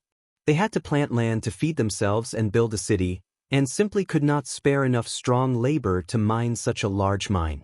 So Aesop suggested that the 2 sides cooperate. As long as the mine was recognized as belonging to the Dutians, the other party could organize strong and powerful Highlanders to do the heavy mining work, and in return, they could keep the ore and/or cores they mined, or they could let Aesop buy them at a fair price on the continent. This was a good idea that had the best of both worlds. The 2 parties were accumulating power, and they did not want to have a full-scale conflict with the barbarians and other tribes who already had a foothold, so they agreed to this condition of cooperation, and the plains of Duk restored temporary peace. Chapter 187. Yugalu continued, I heard that the bull went for Enril, and if it wasn't for Murin blocking in front, he might have knocked Enril over. It's a pity that I didn't experience that battle, what a pity. Giraffe grabbed the jug of wine and drank it heartily. There's nothing to regret, I'd rather not have experienced it, I'm lucky not to have been on the battlefield. Otherwise, it would have been the bull who rushed at the front, and we wouldn't be able to sit and drink together today. Today, we shouldn't resent Murin anymore, and giving this bull horn to Amon is also considered a release from the past. Amon was shocked and couldn't help but ask, Lion King, didn't you intervene in the battle of the gods? Yugalu grinned. Don't think that just because you can withstand 3 of my roars, you can stand shoulder to shoulder with the gods. This is not a real life and death battle, it's far from that. You must be very interested in what happened between me and Murin, and since you're finally qualified to sit here and drink with me, I'll tell you about the past. Amon smiled faintly. Lion King, if you don't want to tell me, you don't have to, I have no intention of asking. What happened between you and her is your business, I have no intention of asking. Giraffe suddenly slapped the table. Amon let him go. It's been more than 200 years, and he came to me as soon as he left the divine realm of Ennead, obviously he wants something. If he comes out he'll be free. This ordinary person should give the Lion King some face and beg him to come out, otherwise he won't be happy, and if he doesn't come out, who else will he come out with? The Lion King Yugalu was actually not the strongest of the 9 monsters, and before the battle of the gods broke out in the Anunnaki divine clan, he had not passed the test of endless life and death and obtained the 9th level of the power of the origin. But this giant lion was gifted and had amazing divine power, and when he roared madly, his combat power was not to be underestimated, and he was the most powerful and violent of all the divine emissaries. He joined the Ennead divine clan under the guidance of Tiamat, and a mutant lion obtained the secrets of the gods and embarked on this path step by step. He adored Murin. The violent lion had learned to be gentle. His once earth-shattering roar turned into a low and gentle song, dedicated to the god of youth and love. Why was the song melancholy? Because Murin had never been moved. Murin's smile towards him was so charming, but every time Yugalu wanted to express his admiration and desire to bathe in the river of love with this goddess, Murin always refused him and didn't even give him a chance to speak. This torture made Yugalu go crazy. The gods of the Anunnaki knew of Yugalu's love for Murin, and Murin was not actually angry, but she never hinted at it. Until one day, Murin treated Yugalu to a drink for the first time. Yugalu was overjoyed, thinking that his infatuation had finally moved the goddess of youth and love. At the banquet, the goddess smiled and personally poured wine for him, and Yugalu was so intoxicated with happiness that his heart was about to melt. He thought that after drinking this wine he would be able to have the goddess, and then he really opened his arms and hugged Murin. Murin, however, reached out and pushed him away, and he fell limp to the ground, already drunk. When Yugalu opened his eyes, half a year had passed, and he had been drunk for so long. The Anunnaki divine clan had undergone a complete transformation, and the gods were divided and a civil war broke out, which was over before Yugalu woke up, with Tiamat and Kingu being the defeated side. Apart from Yugalu, the other 8 beast kings were driven to the battlefield by Kingu, and 5 of them were killed by the gods. Yugalu was the divine emissary who was guided by Tiamat, and his position in the Anunnaki divine clan became very awkward. Immediately after that, Enlil and Marduk had a disagreement, and both of these gods hinted that if Yugalu was willing to submit, he would continue to serve as the emissary of the gods in the new divine realm. At that time, Yugalu was in great pain, and he realized that the purpose of Murin inviting him to drink was only to get him drunk so that he would not be able to participate in the battle. If Yugalu appeared on the battlefield, he would be on the opposing side of Murin. Was this a honey trap? Although he was not actually the strongest emissary under Kingu, he was taken care of with just one drink. He had a belief that if Murin really loved him, he would listen to the guidance of this goddess wholeheartedly. If Murin was only trying to keep him from going to the battlefield, then he could not accept this fact and would not stay in the Anunnaki divine clan. He found Murin, and with a loud roar that shook the heavens and earth, he asked the goddess if she truly loved him. Murin looked at him with a strange look in her eyes and said with a blank expression, "This is just a civil war between the divine clans, and no matter which side you stand on, it will not violate the oath you made when you first joined the divine clan. I only got you drunk to save your life. I know how you have felt for me all these years, and I don't want to see you die fearlessly. Whether I participate in the battle or not, it will not change the outcome of the gods. Are you going to hate me? If so, what I have done is meaningless to you." Yugalu roared with grief and indignation, "This is not the answer to the riddle I want. I just want to ask, do you really love me?" Murin asked in response, "Why should I love? What kind of love are you asking about?" Yugalu replied, "Because I love you so much, I want you to love me as much as I love you, so that we can have each other. I don't want to lose you." Murin replied indifferently, "I have never belonged, and I have been given the chance to save my life, so what loss is there to talk about? I have never loved, so why should I love me? Just because you love me, do I have to love you? The will of the gods will not accept coercion, no matter how much they claim to love me." After saying this, Murin turned and disappeared. Yugalu roared skyward on the Saya plateau, caught in a deep entanglement. He wanted to prove his love for Murin to the gods, to move the heart of the goddess.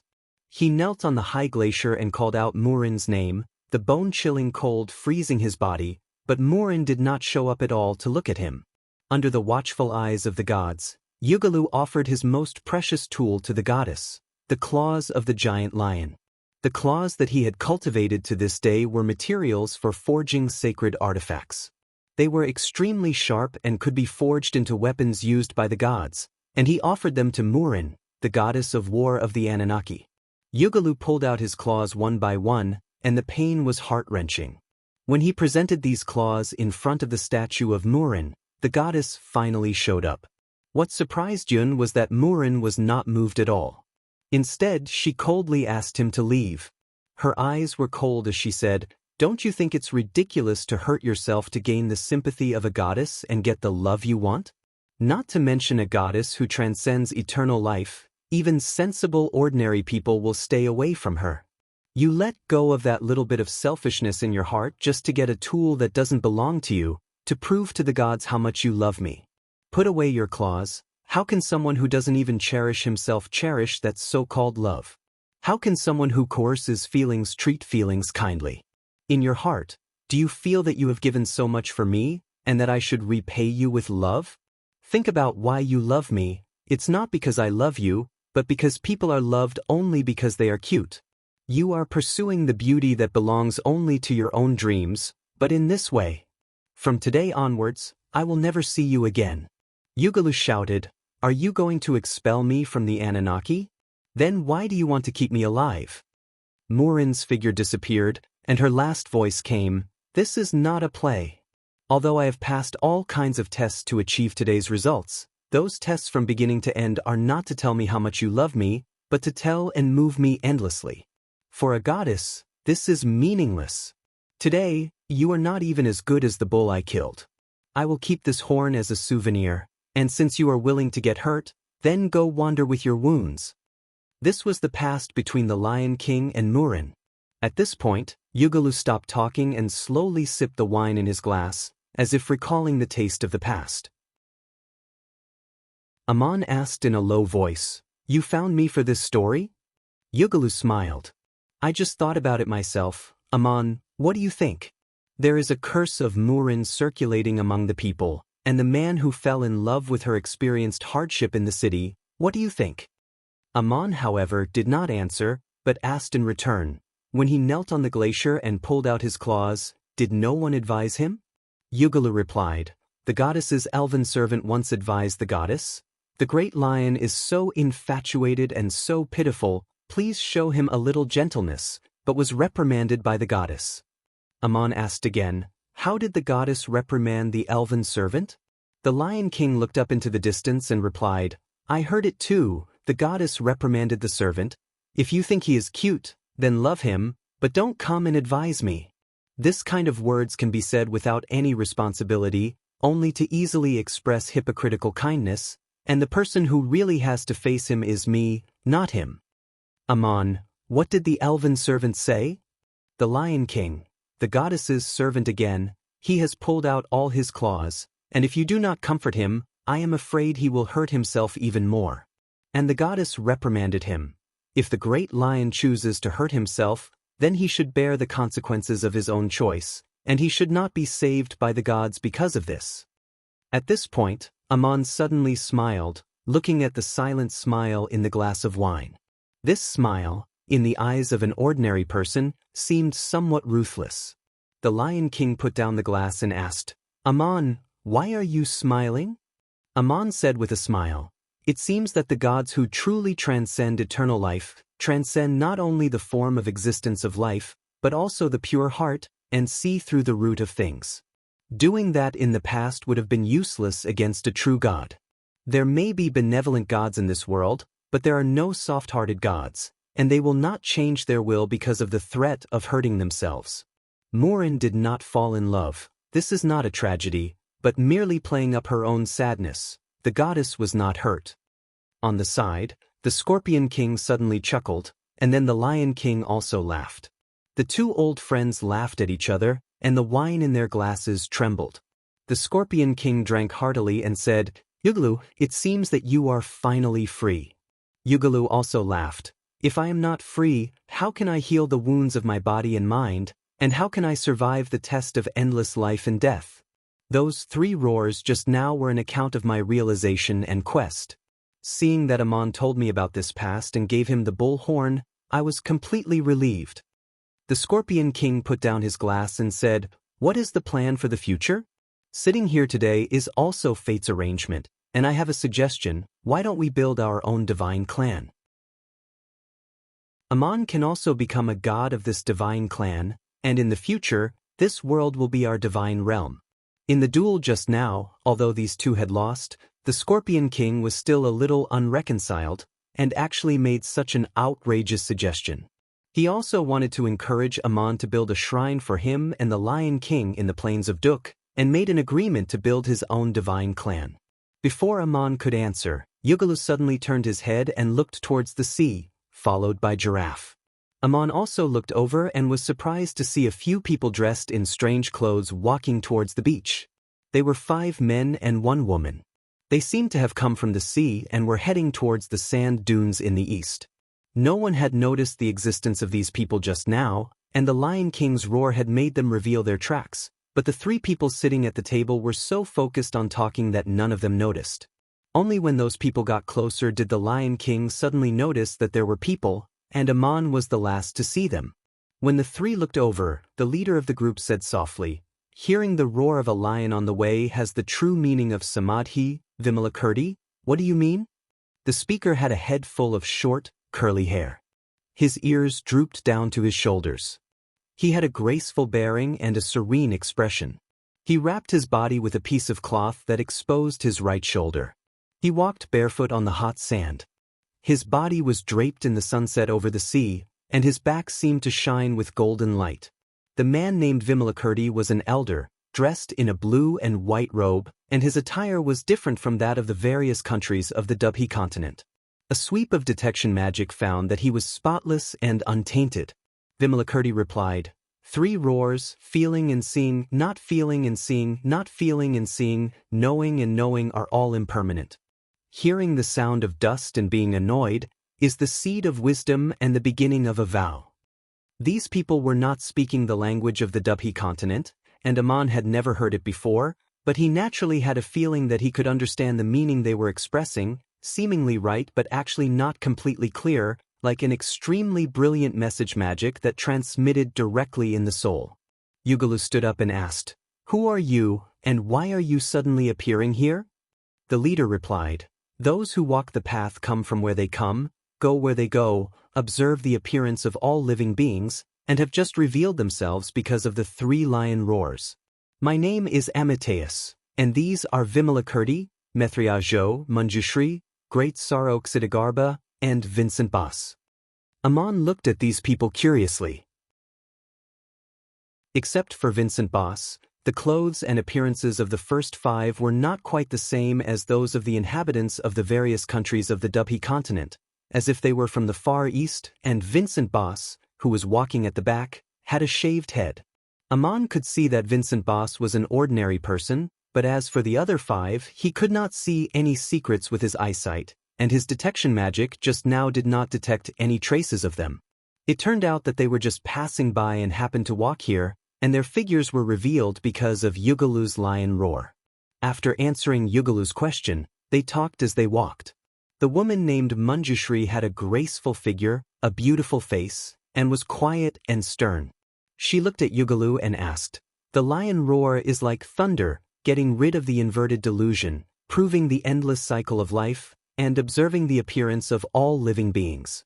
Today is like another life, but what is the difference between this life and the next, and what is the difference between my life and all living beings? Only knowing the endless cycle of life. Do you know the immortality?" Amon frowned. These people had obviously heard the past events that Yugalu had just talked about, but they were talking about the realm after the endless cycle of life. Yugalu was stunned by this inexplicable question from Manjushri, and Giraffe slapped the table and said, "What? You look like gods. Which divine clan are you from? We are talking about establishing a divine clan. Which divine clan do you want to guide us to join?" "I'm sorry, the Scorpion King, do not know you, and I am not interested." Amitba laughed. "The realm of the divine clan, my solemn pure land of Buddha. The Bodhisattva takes the Buddha's land with the sentient beings he transforms, the Buddha's land with the sentient beings he subdues, and the Buddha's land with the sentient beings who enter the Buddha's wisdom." Giraffe glared at him, held the 2 demon scorpions who were still unconscious in his arms, and continued to drink his wine. Yugalu, however, said thoughtfully, Friends passing by, if you can walk safely under my 3 roars, please sit down and drink with me. The few of them said in unison, "Thank you, Jushri Giant Lion, for your support." They each took a piece of wine from the table but did not take the wine, then put their hands together in front of their chests, and were about to take their leave and walk down the sand dune. As they walked by, Aman grabbed Vincentius' sleeve. "Where are you from?" "Vincentius, I am from the kingdom of Assyria, and I follow Amitabha." Aman asked again, "Why did you shave your hair?" "Vincentius, to be annoyed." Aman pointed to the others. "Their realms are much higher than ours, why do they still have hair?" "Vincentius, to be annoyed." Aman smiled and let go of his hand. Although the Scorpion King was drinking with his head down, he was very nervous. He was on guard in the dark, and dark stripes appeared on the back of his hand. These people were of unknown origin, and there was no telling where they were from, so it was normal for Giraffe to be wary. As Amitabha walked over, his eyes slid past Giraffe, but fell on Aman's face, and he suddenly stopped and said, "The past of the past is gone, the future of the future is yet to come, and the present of the present does not exist in the present. If you want to prove the endless sea of suffering, you must be at the ultimate level, transcend life, and be lifeless. Would you like to hear it?" The Matriarch looked slightly puzzled, as if surprised by Amitabha's sudden question to Aman. Aman shook his head and said, "I understand what you are talking about. Is it referring to the path of the gods that transcend eternal life?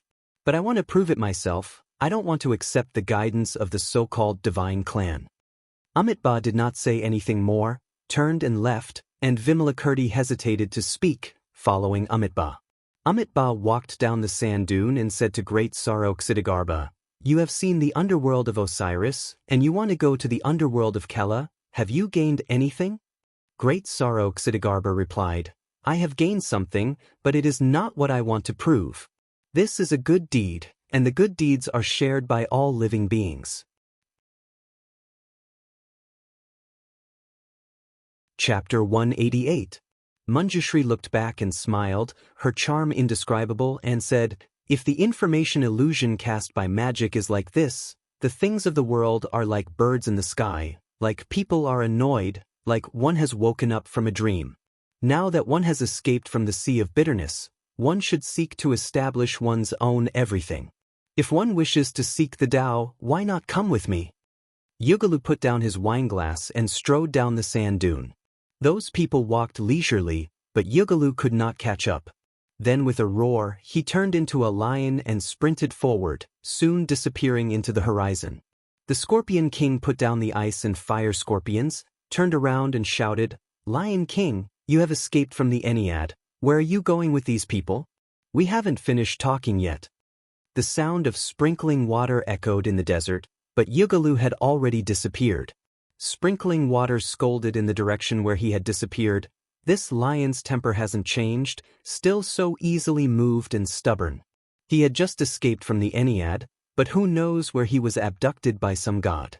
Then he turned around and sat down. The fierce Scorpion King looked a little bleak as he looked at the wine on the table and muttered to himself, "Where did these gods come from? What are they preaching? It seems that there are still unknown divine clans in this world. Without the guidance of a divine clan, it is too difficult to explore alone, but I refuse to turn back." Yugalu left, and the Scorpion King drank a few mouthfuls of wine before looking up at Aman and saying, "Murin has taken a liking to him, and the gods are saying that she did not hesitate to abandon her ex-husband, Demused, and even sent Demused to the underworld in exchange, and will definitely be introduced into the Anunnaki divine clan. It is a great fortune for her to be a practitioner of the mortal world. But how difficult is it to truly transcend eternal life, and I hope there will be such a day. If you are not interested in what those gods said just now, I am afraid you are even less interested in my scorpion suggestion. The righteous sect has already stepped into the Anunnaki divine clan, and there is indeed no need to waver in their beliefs." Aman smiled bitterly. "Don't you know my relationship with Enro? It was he who instigated the flood to destroy my home. No matter what sins my people have committed, I have already bid farewell to him." Sprinklewater said, "So you want to join Marduk's side?" I heard that Murin won the bet with Enrol and can freely enter and exit Anunnaki's divine realm, so it's not impossible to bring her into Marduk's side. Amon shook his head. The path I'm trying to prove may not be the same. There are predecessors' insights and my own quest. I've been thinking, how did the gods transcend eternal life? What is the so-called divinity? I'm just a witness, I don't want to join any god system. These words were from the bottom of his heart. Amon was an anomaly. He had never received guidance from any god system, and he had solved the unsolved puzzles of Crazy, Ol and Bear in his difficult exploration. Finally, he had comprehended and mastered the power of the origin, and he had already achieved the 8th level. He had also experienced everything in Schrödinger's spiritual imprint, and even learned about the torture of fate and the interrogation of the apocalypse. Before he became a true god, he no longer needed the guidance of any god system, and he only needed to seek confirmation himself. These were things that the Scorpion King did not know. Sprinklewater smiled. Maybe I'm thinking too much. No matter who, whether they believe in it or not, the gods are there. I was once an emissary of the gods, and I have received guidance from the oracle. I know what is wrong with the power of the origin and what I practice, so I only think about how to become a true god who transcends eternal life. Don't think that I can fight them with my great power on earth, but as a living being, the meaning of existence is actually different. I also want to tell you one last thing. The Tiamat's wrath cannot kill a true god who transcends eternal life. Amon was actually surprised and replied, "Thank you for the reminder. I have read about the Tiamat's wrath, only that it can severely injure the gods, but not necessarily destroy them. Is this the last thing you want to tell me?" Sprinklewater sighed and said, "I once made a vow, although Tiamat, who guided me, has fallen, and I can no longer be driven by the Anunnaki divine clan, the secret of the gods still cannot be revealed. Only when I become a true god who transcends eternal life and have my own divine realm and divine clan will I be able to tell you what that path is. This is the agreement between the gods, and only then will I be qualified to join this agreement, which is why I said those words to you. But there is already a ready-made shortcut, and there is no need to pin my hopes on this unseen hope. Now do you understand why the Lion King Jokai left, and why I ignored those gods? We all have our own desired paths." Amon raised his glass and said, "The agreement of the gods has nothing to do with me, but in any case, I want to thank you for telling me this today. I can see that you also want to find someone to talk to clarify and strengthen your beliefs in your talk." After drinking for half a day, the Scorpion King stretched out his arm for the first time and clinked his glass with Amon's. "Wiser than I thought, you have really seen through a lot of things. In order to thank you for listening to me today, I will give you another promise. It is also a kind of hope." Sprinklewater's words had unknowingly taken on the tone of a god, and in the legends of the Dubhi continent, divine emissaries like him who had passed the test of endless life and death could already be called gods, just like Batet in the past. And when they referred to the true gods, they used the B title, which was the true god who transcends eternal life, and deliberately different. Amon asked, "What kind of hope?" Sprinklewater said meaningfully, "It is a rare talent. But don't forget about the famous curse of the goddess. If one day I am injured like Yugalu and leave the Anunnaki divine clan, and I have become a true god who transcends eternal life and established my own divine clan, I would welcome you to become a god of this divine clan. Welcome to the pantheon of gods." I wanted to discuss this with the Lion King, but he ran away. Amon replied, "Thank you for saying so, but I am not Yugalu. Perhaps you have misunderstood my relationship with Murin. I am just fulfilling my promise to the goddess. It has nothing to do with whether she loves me or not." The Scorpion King shook his head and said, "If bad luck really comes one day, then it will not be good. Good luck." Amon hung his head and smiled bitterly. "Even if Murin really has such a curse, and I have already experienced enough suffering." Sprinklewater stood up and patted Amon on the shoulder and said, "You are not simple, just don't forget what I said today. That friend has been here for a long time, and it seems that he has something to do. Solve your own problems first." The power of the Lion King's 3 roars was really amazing, and although Sprinklewater had protected the ice and fire scorpions from harm, these 2 demon scorpions were still unconscious. Sprinklewater picked up his two beloved concubines and left, the quicksand under his feet surging up and strangely disappearing. Amon looked back at the distant sky and said, "Medanzo, how long have you been here? Come down and rest for a while." A white cloud floated down, and the crystal shuttle was put away. Medanzo staggered towards the sand dune and sat on the chair that Sprinklewater had just sat on, gasping for breath. Amon looked at him and said with a smile, "The wine is in front of you, how can you be drunk before you even drink it?" Medanzo said with a bitter face, "Ammonius. Fortunately, I came late and was far away. That Lion King's roar was too powerful, and I almost fell down. I barely managed to stabilize my body in the air." Amon pointed at the banquet in front of him and said, "They have all left, don't waste the wine and delicacies. Eat and drink to your heart's content first, I think you look very tired." Metatro picked up the wine and tasted it. He exclaimed in admiration, "Good wine, a peerless wine. That Lion King really knows how to enjoy." The two enjoyed the almost untouched banquet, and after eating and drinking to their heart's content, Amon then asked, "When did you arrive, what did you see, and what did you hear?" Medanzo replied, "I flew over from afar when I heard the Lion King's roar.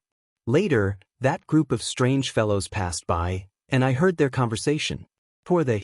Their words are strange, and they don't put on any airs, but it feels like they are even more arrogant than the gods." Amon said nonchalantly, "Ask them who they are, stick to your beliefs, and seek your own path. Instead of following Moses and the others to the plains of Duk, you came to find me on this road. Did something happen again?" Medanzo sighed, "Ammonius, your people are simply a whirlpool, a magnet. No matter where they go, it would be surprising if they don't get into trouble."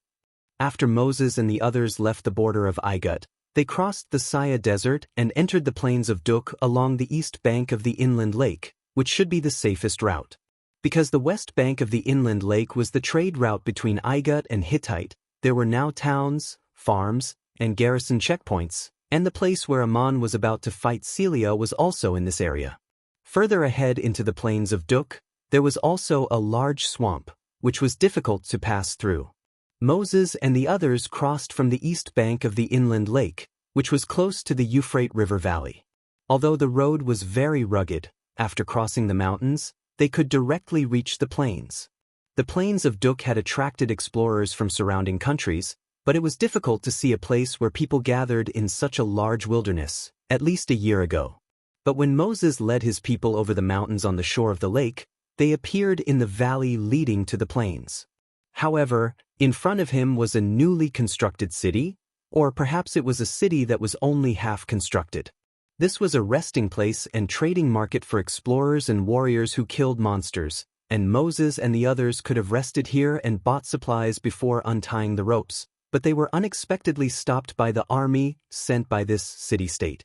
Moses and the others only had 60 people, while the other side had 800 warriors with various weapons, including Highland giants who were good at fighting and organized into military formations. Moses was surprised and stepped forward to ask, "We are just explorers who want to go deep into the wilderness, and we are not enemies of you. Like other explorers, we will exchange supplies and pay taxes in the town. Why did you summon so many warriors to stop us?" The city-state under construction was actually called Marduk City, and the lord of the city was a short Highland giant named Usser. He sent someone to Moses, "We are the miners of the town of Duk who escaped from Igut, and if we want to enter the plains of Duk, we have two choices. Either they would remain in my city, profess Marduk, and swear in the shrine, or if they wish to return home by way of this place, they must promise the gods to build a shrine to Marduk in the place where they stand, and to perform the rite of summoning him to their presence. As a guarantee, we must keep our leader here until the promise is fulfilled." Medanzo knew Usser, who was the leader of the allied Highland giants who kidnapped Princess Scarlet. In fact, he was sent by Princess Scarlet to the plains of Duk to establish a city-state, and at that time he extorted a large batch of supplies from the town of Arcade. Now the location of this city-state was stuck on the throat of the eastern shore of the inland lake into the plains of Duk. Moses and the others did not force their way in. So Madanzo sneaked into Marduk's city as a wandering hunter and found the Lord of Usur to catch up. He woke Usur up in the middle of the night in his bedroom and forced the Lord to let him go with a broken blade to his neck. Usur said in a sobbing tone, "Fearless warrior, that was not only the order of Princess Scarlet, but also the oracle of Marduk. Even if you kill me, it will be useless, and if you kill me, you won't be able to escape." Madanzo was surprised. "Marduk's oracle, what's going on?" Usur explained, "I don't know what's going on either.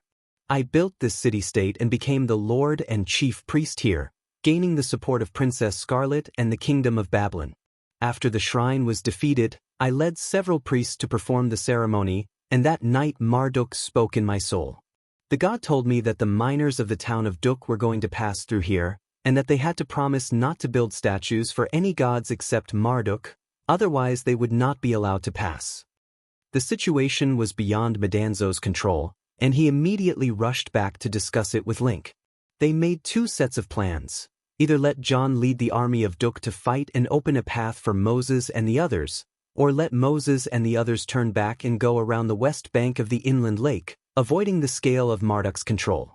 The former plan was too expensive, and the city-state built under the leadership of Aesop was just beginning to take shape. Although the warriors led by John were not afraid of fighting Marduk, they would also have to suffer losses on both sides. The latter plan was difficult, and Moses and the others would have to pass through the land controlled by Saya, and after crossing the inland lake, they would have to pass through the impassable charcoal marsh. The two decided to make two preparations, with Madanzo going to explore the way first, while Link rushed to the town of Duk and told John to prepare for the rescue. When Link returned to Duk, he learned that there had also been an accident there. At the foot of the Saya Plateau to the north of Duk, a large group of Highlanders suddenly appeared. They did not look like the inhabitants of the mountain tribes. Obviously, they had received organized training. Carrying all kinds of equipment and supplies with them, they quickly set up camps and fortifications, forming the prototype of a city-state at an astonishing speed. This was obviously not a spontaneous action. They were strong and well-trained, their resources were in order, and the deployment of their personnel was extremely orderly, as though they were soldiers and logistics personnel that had been trained for a long time. The settlement they built was less than 100 miles away from the city-state built by Link. They occupied the fertile land, opened up wastelands, and also occupied the mines where the Dushians had originally mined parangons and iron ore. They organized people to mine the parangon cores and iron ore, smelting fine iron on the spot, obviously preparing for large-scale immigration and advancing to the entire plains of Duk. The city-state built by Link occupied the largest piece of fertile land on the plains of Duk, and there was a conflict after the outsiders occupied the mines.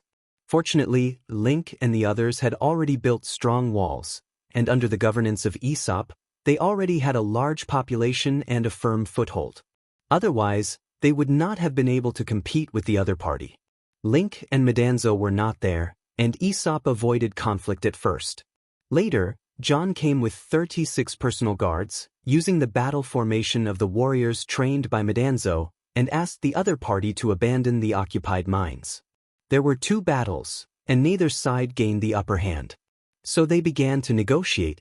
The other party believed that the mines were originally ownerless, and John took out the title deed of Duk to prove that it was not ownerless, that people had been mining since ancient times, and that roads had been built and veins had been dug. The other party said that the Dukian miners had long disappeared due to the rewards and punishments of the gods, and they were unwilling to give up the most precious mines on the continent. In fact, both sides understood that it was the most important strategic base for establishing a foothold on the plains of Duk and annexing thousands of miles of fertile land. Warrior John fought them again and found that it was not a problem to rely on his own city-state to defend it, but it was not quite possible to repel those people, so he sat down for a second negotiation. John did not have reinforcements, and the other party's troops were gradually increasing. They came across the Saya Plateau, and the walls built around the fake settlement were getting stronger and stronger. The first permanent building built was the Shrine of Enril. It was obviously unlucky for John to continue to attack under such circumstances, and Aesop made another suggestion in a timely manner. In the past, Aesop lacked a strong labor force to mine ores and or cores. Today, the residents were no longer the Duk miners of the past, but mainly the barbarians. They had absorbed the scattered tribes in the area, as well as the wandering explorers from the surrounding countries. They had to plant land to feed themselves and build a city-state, and simply could not spare enough strong labor to mine such a large mine. So Aesop suggested that the two sides cooperate. As long as the mine was recognized as belonging to the Dushians, the other party could organize strong and powerful Highlanders to do the heavy mining work, and in return, they could keep the ore and or cores they mined, or they could let Aesop buy them at a fair price on the continent. This was a good idea that had the best of both worlds. The Dushians were accumulating power, and they did not want to have a full-scale conflict with the barbarians and other tribes who already had a foothold, so they agreed to this condition of cooperation, and the plains of Duk restored temporary peace. Chapter 189. 176. The road under your feet. Amon was taken aback and replied somewhat awkwardly, "Did they really build the shrine like that? I did appear there with Murin in my arms, and they actually carved a statue just like that. I don't care, this is the consequence of what I did, it's just that the consequences are a bit funny." Amon was a little stunned at first when he heard that the god, on the altar of the shrine that Link had built in the city of Salem, was actually the image of him holding Murin in his arms, but after thinking about it, he just smiled, not minding it or feeling proud of it. His view on this issue was not quite the same as that of ordinary people, and it naturally didn't matter if Link did not erect a statue for him, and he wouldn't blame him if he did. After all, wouldn't he dare to take responsibility for what he did? Besides, he had already passed the test of endless life and death and had the 9th level of the power of origin, so there was nothing wrong with erecting a statue in the shrine, and the fact that Murin did not show up to cause trouble showed that she was not dissatisfied, as long as she was willing. When Goliath had had enough of laughing, he said seriously, "As early as a few years ago, I tried to use the legendary Great Prophecy once, and realized that the plains of Duk would become 1,000 miles of fertile land, but it would also cause disputes between the gods and the surrounding countries. You and I both know the origin of the flood, and Enril has turned the plains of Duk back into fertile land, allowing hundreds of thousands of people to live in peace, and is indeed praised by all." Amon snorted coldly and said, "I naturally know that if you had not led the people to resist the flood back then, Saya would also have been destroyed." Goliath's expression had a touch of sadness. "I was one who was used by Enril, and I used to admire him so much. We had played 2 games of chess, and I myself was also a chess piece on the god's chessboard. Even I had used the Great Prophecy to come to this conclusion, so how could the god who started the flood not know? Enril is bound to let his people occupy that fertile land and fill the plains of Duk with his shrines." Amon asked in a non-committal tone, "Do you think he will succeed?" Goliath looked up at the sky. In Enril's vision, he only had to consider whether Marduk would agree or not. "Although I was unwilling to serve him anymore, I still commanded the army to repel the army of Babylon, which was what I had to do. The Assyrian kingdom sending the giant legion to suddenly cross the plateau and appear in the plains of Duk should have been a well-prepared plan, and no one had expected it in advance. The Assyrian kingdom wanted to expand their territory, and their god was Enlil. Only now did I understand that Enlil's most important chess piece was the Assyrian kingdom. His calculations are really good. No matter how many wise men there are on the continent, they are no match for him. This is what a god should be." Amon sighed somewhat helplessly. Of course Marduk would do it. There was a mage named Usur who united the Highland giant tribe and built the city of Marduk on the throat in the southeast corner of the plains of Duk. Enril probably thought of this long ago, and the Assyrian kingdom in the north also built the city of Enril. Judging from the local battlefield, Marduk would not be a match for Enril, and the Assyrian kingdom would occupy the entire plains of Duk from north to south, eventually defeating Marduk. Goliath smiled bitterly. Judging from the situation at the time, this should have been a reasonable prophecy, but it was not the reality, and the high and mighty god Enril did not control everything. The biggest variable now is the emergence of Salem. You do not have the support of a kingdom like the others, but you have established a city in the middle of the plains of Duk, which is beyond the expectations of the gods. Ammon sneered. Enlil would definitely not want to see Salem appear there. Goliath turned his head and said, "That may not be the case. The heart of a god is unpredictable. It depends on whether you are willing to build his shrine or not." Ammon asked in return, "Honorable Supreme Mage, you were once the chief priest of the Enlil Shrine, and now you are the chief honorary elder of the Hittite Academy of Magic, but you don't seem to have a good impression of the king of the kingdom, Enlil?" Goliath replied, "It's more than a bad impression. I know that there are many priests who do not give their hearts to the gods. They only satisfy their vanity and lust in the name of the gods on earth. But I am different. I once sincerely believed in the gods and devoutly waited for the gods to summon me. I am not as lucky as you to have hugged the goddess in public at a young age. I have been a priest for so many years, but I have only really interacted with the gods once, and that was when the flood besieged Saya, when I heard Enlil's voice in the shrine. It was a voice I had been looking forward to for many years, and it's funny to say that when I really saw him, I began to distance myself from him." Ammon said, "Even you have distanced yourself from him. How can I let his shrine gain a foothold in Salem? I would rather have my statue hug the goddess Murin and stand on the altar for Enlil to take a good look at." Goliath grinned. "Is that statue a silent mockery? You are still a little childish after all, and doing so is like being angry. Have you ever thought that maybe it's not worth it? The cost of stopping Enlil's wishes may be great." Ammon narrowed his eyes in the moonlight and said, "One must always persevere, and some things must be done even though they are known to be difficult. Otherwise, what is the point of living in this world?" Goliath looked at him. "You have the shadow of Nietzsche in you, but you are not him." Ammon suddenly asked again, "The kingdom of Assyria and the Hittite kingdom believe in the same god, Enlil. What is the relationship between the two countries?" Goliath replied, "The relationship between the two countries is very tense, and the potential conflicts are very intense, many of which are precisely because they believe in the same god. Both kings claim that they are the real incarnation of Enlil on earth, and if it weren't for the fact that the strategic focus of the Hittite kingdom over the past few decades has been to get rid of the control of the empire of Igut, I'm afraid a war would have broken out with Assyria long ago." Ammon frowned. Both kingdoms believe in Enlil, but claim that they are the true faith. If they start fighting and killing each other, what will the gods think? Goliath looked at the dark swamp jungle. "Is the Enlil in their eyes the real Enlil? At least in my eyes, there is another Enlil. I once wrote secret letters to both Gilgamesh and Raddik, hoping to establish a peaceful city-state before foreseeing the changes that would take place in the plains of Duk, but it didn't work, and it was actually impossible to succeed.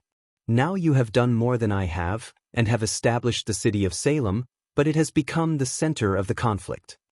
Ammon, even without the city of Salem that I built, would the plains of Duk not have bloodshed and strife?" Goliath shook his head. "It would have, and even if there were no gods, the kingdoms on earth would not have given up the struggle. Ammon, you have even embraced a goddess, and your own achievements are already equivalent to many of the legendary gods, so in the eyes of the gods, how do you think they would view the strife in the plains of Duk?" Ammon was silent for a long time, as if thinking hard, and only after a long time did he reply, "How people coexist is decided by people themselves, and it may not be the will of one person, but it is the sum of the will of all people.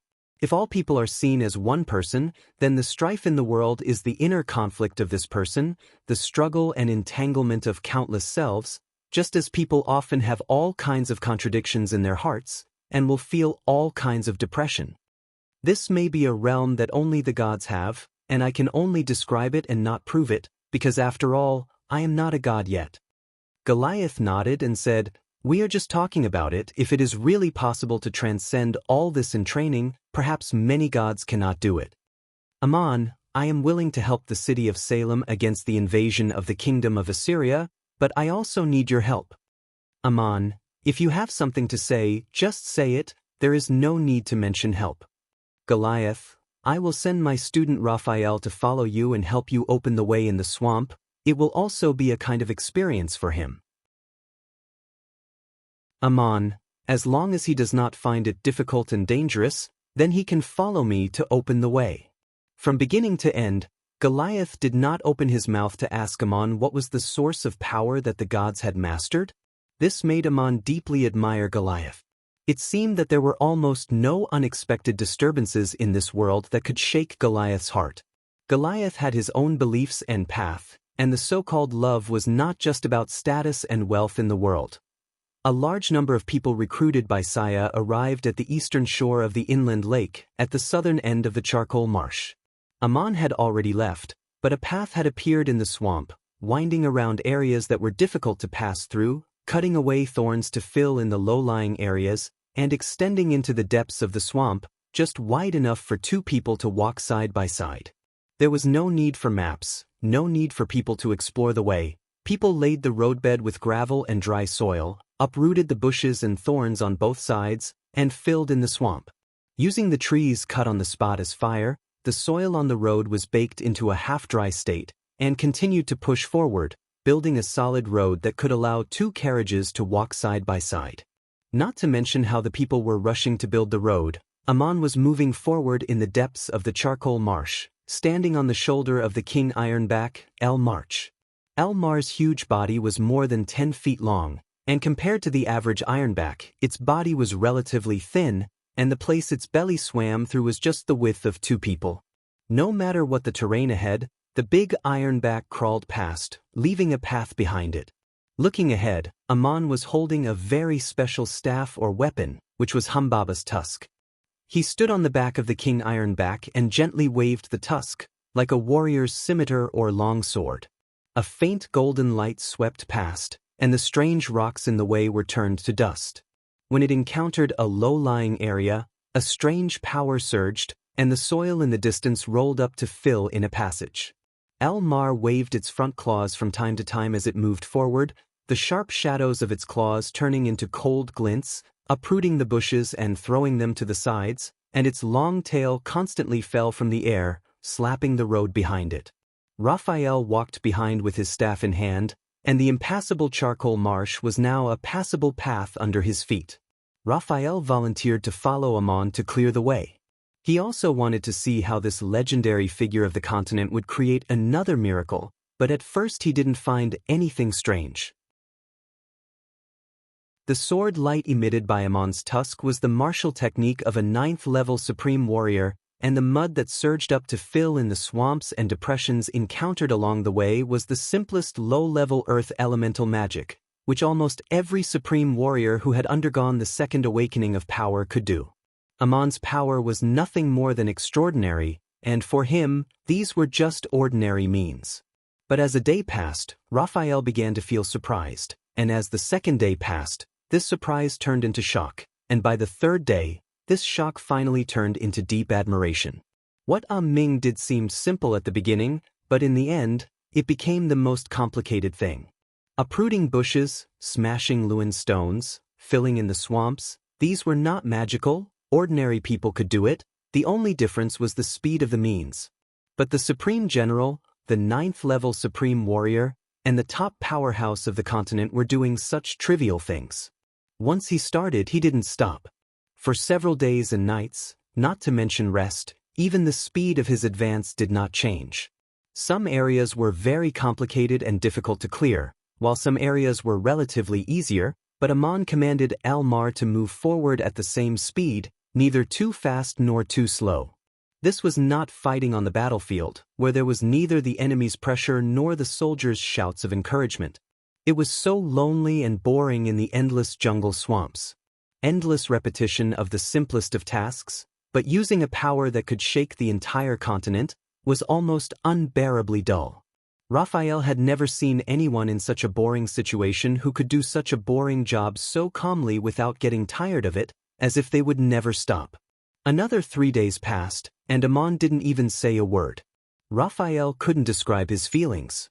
He vaguely saw the shadow of his teacher, Goliath, in Ammon.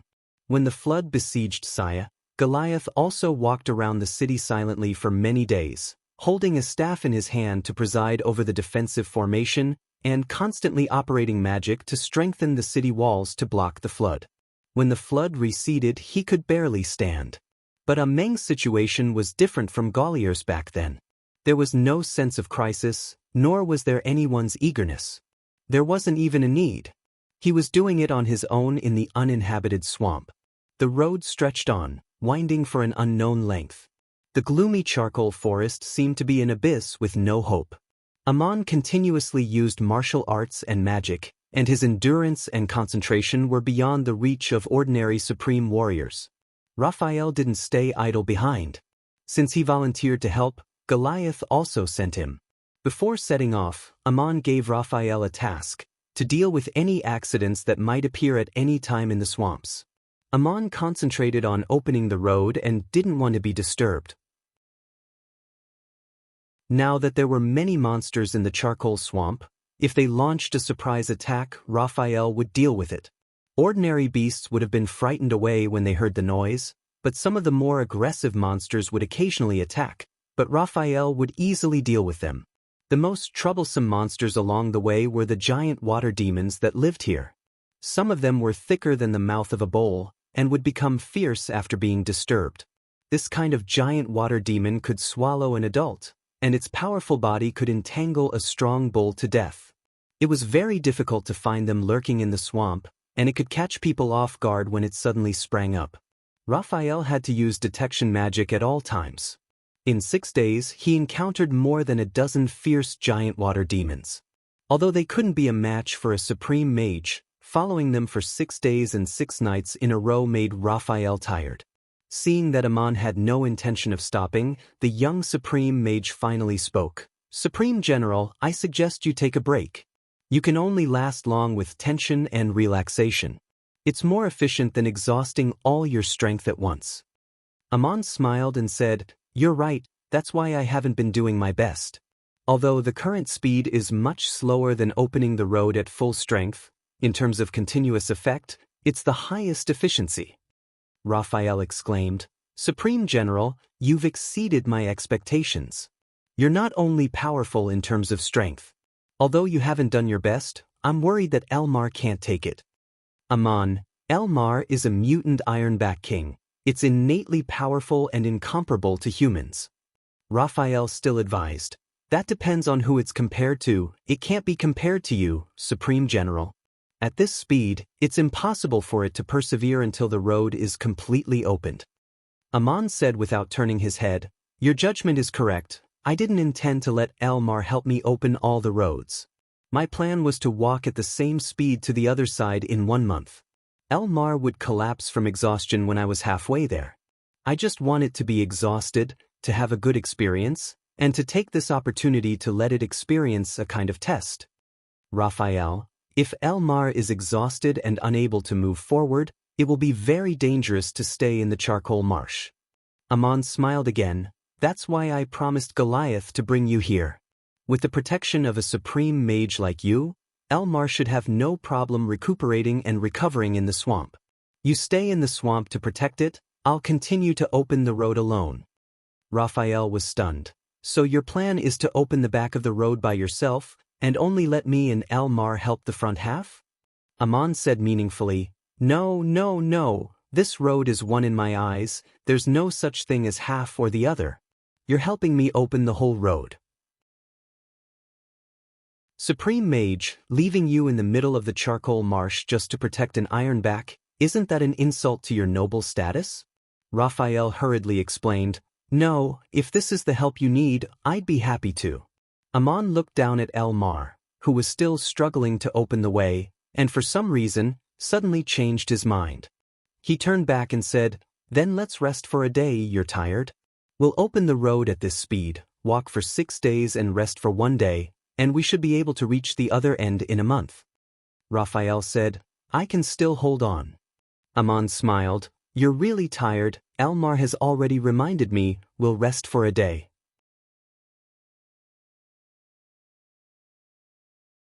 Chapter 190. 174, Succubus Mermaid. The fighting style of warriors was very different from that of mages. Under normal circumstances, as long as one was prepared, a warrior of the same level was no match for a mage, because the power used in magic was mysterious to ordinary people. But after reaching a high level, this difference would become smaller and smaller. It was said that there was no difference in power between a 9th-level warrior and a 9th-level mage. If a warrior's magic protection was broken through, even a 9th-level supreme mage's life would be in danger. This was what people usually thought, but people like Enkidu were an exception. Enkidu was not only a 9th-level warrior, but also a supreme warrior who had reached the peak of the realm. If there were other supreme warriors who had broken through the 9th level on the continent, they could not be compared with Enkidu. Just like there was a difference in strength between the 9th-level supreme mages. Of course, Celia was prepared for the duel with Amon. She would not let him fight in close combat, and she had declared that she would bring her summoned beasts with her. She might have already thought about how to deal with a supreme warrior. Even if Amon had just reached the 9th level, Celia might still have a chance to win, but it would be more difficult than she had expected. Everyone was thinking this way, only Goliath smiled meaningfully without saying a word. He knew Amon's background. Since Amon had reached the 9th level, he was also a 9th-level supreme mage. In fact, even Goliath did not know Amon's latest situation. Amon was no longer a simple 9th-level mage and warrior. Now that he had mastered the power of the origin, there was only a focus on cultivation and talent, and there was no difference in the means he used. The crowd did not drink much. After drinking 3 cups, Celia took the initiative to stand up and said, "Since there is still something to talk about, let's hurry up and fight." Amon put down his cup and walked out of the big tent. He stood in the open space beside the swamp and said, "You are really straightforward, so let's start now. I am a warrior, so I will first step back 50 steps and ask the supreme mage to take his time to cast the spell." Celia untied her cloak and walked to the open space in her tight-fitting attire. She stood 50 paces away from Amon. Her servant, Rulio, bowed and handed over a spotlessly white staff. Amon narrowed his eyes. He could tell that it was a rare bone staff. It was pure in nature and suitable for casting various divine arts. Although it was not embedded with parangons, it was much more useful than the precious staff he gave to Medanzo and Link, which were embedded with 7 parangons. It was unknown how many years of history this object had, but after being processed by divine arts, it was still as bright as new. Its entire body was pure white, glistening with an ivory luster, and the end was sharpened like a long thorn. It was different from ordinary staffs. It was very tough and could be used as a weapon. In close combat, it was equivalent to a sharp short shuttle. This kind of staff was strange and rare. With Amon's current ability, he no longer needed a staff to cast divine arts. When he encountered a powerful enemy, he needed a weapon that could operate magic at the same time. This kind of staff provided a good idea. His disciples needed this kind of artifact, and most of the emissaries of the gods used similar weapons. The object in Celia's hand had a very special origin. It was of the same origin as something on Amon's body. It was made from the bone of the bull killed by Murin in the War of the Gods. The gods gave it to the shrines on earth, and it was kept by the Hittite kingdom for generations. As a royal noble, Celia obtained this precious staff after becoming a supreme mage. She usually did not carry it with her. Taking it out today showed how much importance she attached to this battle. Seeing Celia pick up the staff, Amon asked with a smile, "Where is your summoned beast?" Celia replied, "It will appear when it is needed. Where is the Supreme General's cat?" Amon sighed, "Are you talking about Schrödinger? She has left me to seek the freedom of liberation. I brought another Beast King with me today. It will appear when it is needed." Celia nodded and said, "In that case, the little girl will make the first move." After that, she waved her staff at Amon. Amon had seen many supreme mages in action, but they were all on the battlefield with their staffs raised high, casting large-scale magic to assist in the battle. Apart from Gilgamesh, this was the first time he had seen such a direct attack. The beautiful and lovely girl waved her staff. Her delicate baby face was still wearing a smile, but her attack was not polite at all. The bone staff transformed into a series of afterimages. The surrounding swamps and thickets reverberated with the sound of galloping horses. The innumerable staff shadows carried with them a roaring impact, as though a herd of bison were pouncing towards Amon viciously. This was not the conventional fighting style of a supreme mage. Celia used this special staff to attack as a form of defense, making it impossible for a warrior to get close. If it were someone else, they might have panicked in the face of this scene. Amon shouted, broke through the momentum of the galloping horses, took a step forward, and punched. He was unarmed and did not wear gloves, but his fist was wrapped in a faint golden light. This was the most brilliant martial art in the world. It was a pure explosion of strength and energy. As long as it was strong enough, it could resist all magic. The punch was like a boulder hitting a storeroom full of jars and jars. Accompanied by a series of shattering sounds, the shadow of the staff was annihilated. Amon took the blow head-on. The shadow of the staff disappeared, but Celia did not panic. She shook the staff in her hand, and a cylindrical white light shot out, like a white rainbow or lightning.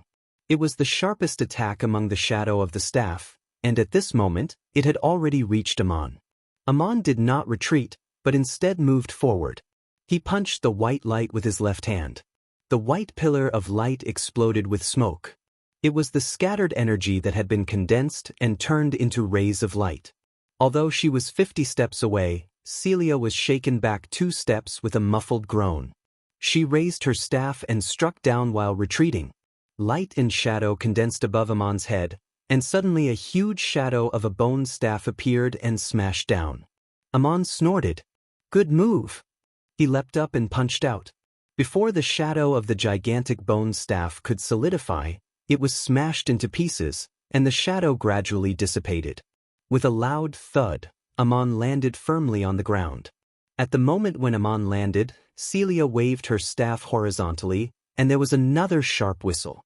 The wind and clouds changed, as if the sky and earth were upside down. The scenery around Amon changed completely.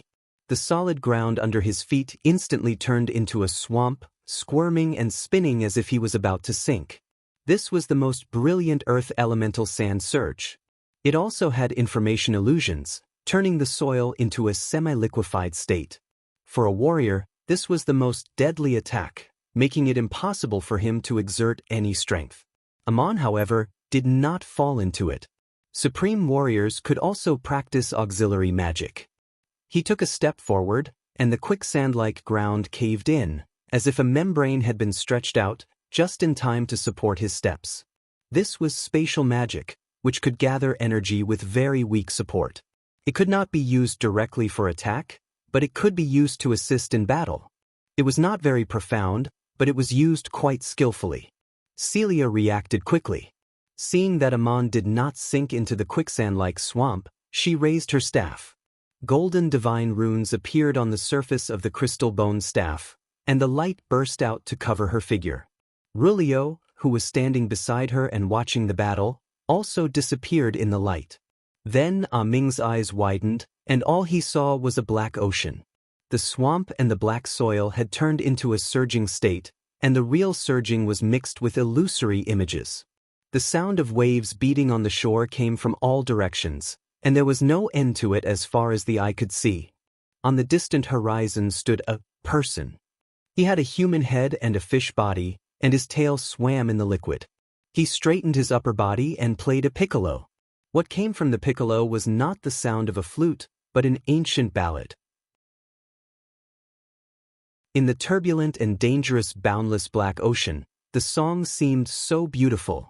It had an indescribable power that made people want to close their eyes and immerse themselves in it, forgetting all suffering and sorrow.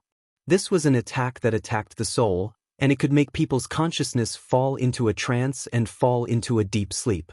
At the same time, it was a half-real, half-illusory magic that made people fall into a world of illusion. Celia's summoned beast finally made a move, in such an unexpected way. He was Rulio. This was the scene that Amon was facing. The onlookers only saw the staff in Celia's hand emitting a dazzling light, which engulfed her and Rulio's figure. Amon stopped, his eyes fixed on the place where Celia was, looking into the distance, and his feet slowly sank into the soil. As soon as Rulio made his move, he was able to temporarily pin down this powerful 9th-level warrior. If it was on the battlefield, there would be priests who could awaken Amon at any time, and the army would rush over to provide support. But in a personal battle, this was simply the best way to deal with a warrior.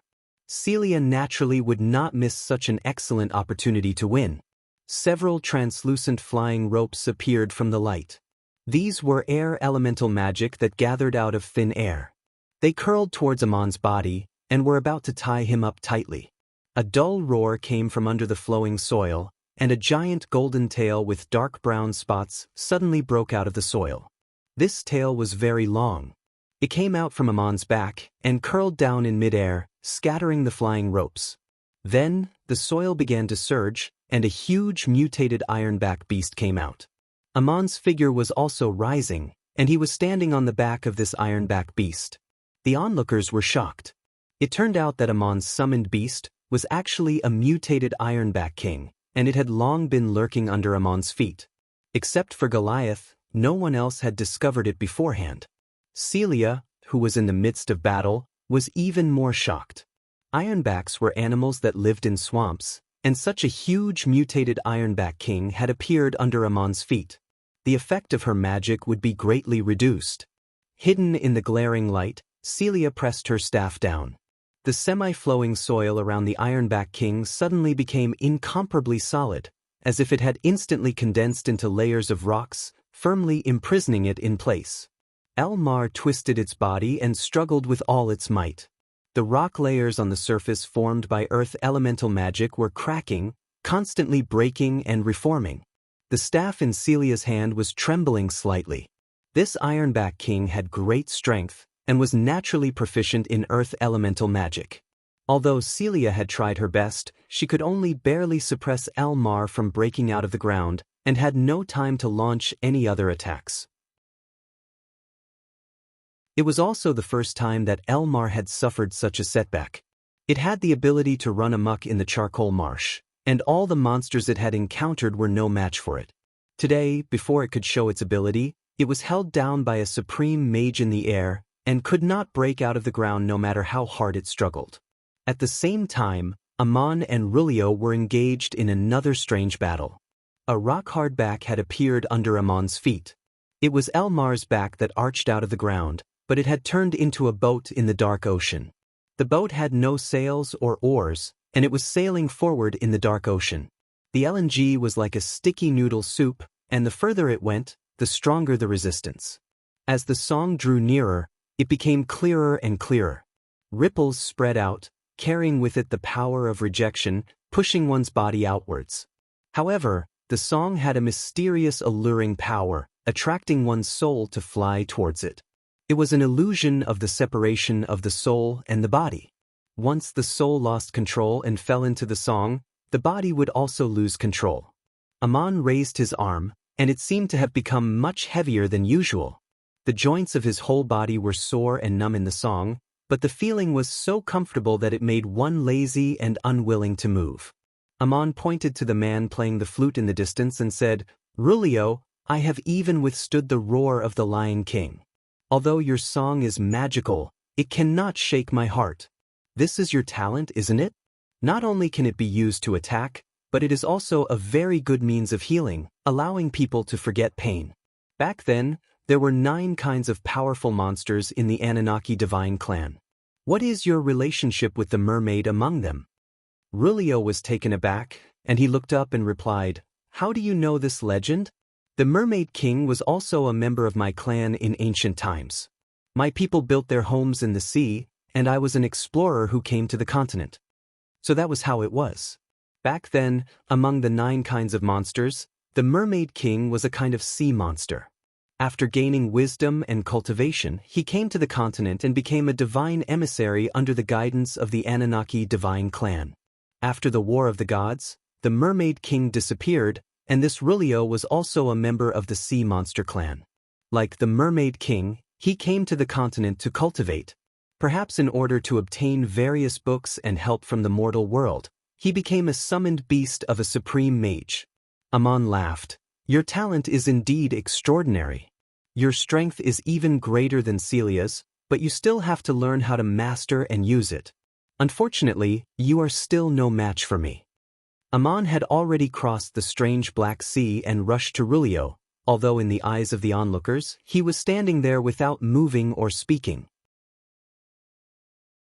Rulio's face was full of panic, and he swam backwards on the sea. He waved the piccolo in his hand and turned it into a brush. With 2 strokes to the left and right, he actually drew a towering mountain on the sea, which just happened to block Amon's path. This was a drawn mountain. It looked real or fake, but Amon didn't care whether it was real or fake. He leaped from the boat and punched out. It was as if the sky had collapsed, and the picture of the mountain was shattered from the middle. He rushed directly in front of Rulio and said with a smile, "So you can draw and sing?" The onlookers let out a low cry of surprise. Amon stood on the back of the struggling King Ironback and looked into the distance. In just a moment he leaped high and punched out again. The brilliance around Celia was so dazzling that no one could see his figure clearly. Amon's fist carried a ball of golden light and punched a person out of the void. It was Rulio. Everyone heard Ameng's words, "So you can paint and sing?" Rulio was shocked. Amon had already broken free from the strange magic he was gifted with, and he punched out again. He pulled out a long, serrated fin-shaped blade from his waist and slashed at Amon's fist. The blade and fist collided with a bang. Amon took 2 steps back, while Rulio was sent flying more than 10 feet away. Then he brandished his blade and rushed over again. This mermaid demon was actually a warrior. If measured according to the physical achievements of the human world, he should be an 8th-level supreme warrior. As for the magical magic he had just displayed, it was his talent, an ability that grew with the growth of his strength. After it was broken by Amon, he could still fight in close combat at this time. Amon punched out again with a trembling impact force. A faint golden light seemed to wrap around the fist and flickered. He used the mining skills of the town of Duk. Amon had used such a punch to kill Prince Snek, but if he didn't want to hurt anyone, he could also disperse the opponent's strength, causing the whole body to be paralyzed and temporarily lose the ability to resist. The fist and the long blade collided for the second time in a very short period of time, but the sound it made was very strange, like something sticky rubbing together. The power of Amon's punch actually produced a strange twist and turn, as if it had hit something slippery. The soil under his feet and the muddy water of the swamp in the distance scattered. This mermaid demon was unexpectedly able to use his innate magic to aid in combat, and was not knocked down by Amon's punch. His body was sent flying, spinning several times in the air, and the soil under his feet surged in a whirlpool. Amon ignored him, turned around and punched again at the center of the dazzling light not far away, attacking Celia. Elmar roared and finally jumped to the ground with the flying soil and stones, raising her claws and long tail and pouncing at Rulio, who had just landed. Amon changed his opponent and let the freed Elmar deal with the summoned beast. The dazzling light was an invisible barrier, and Amon's figure rushed into the light, only to see Celia flying backward and revealing her figure.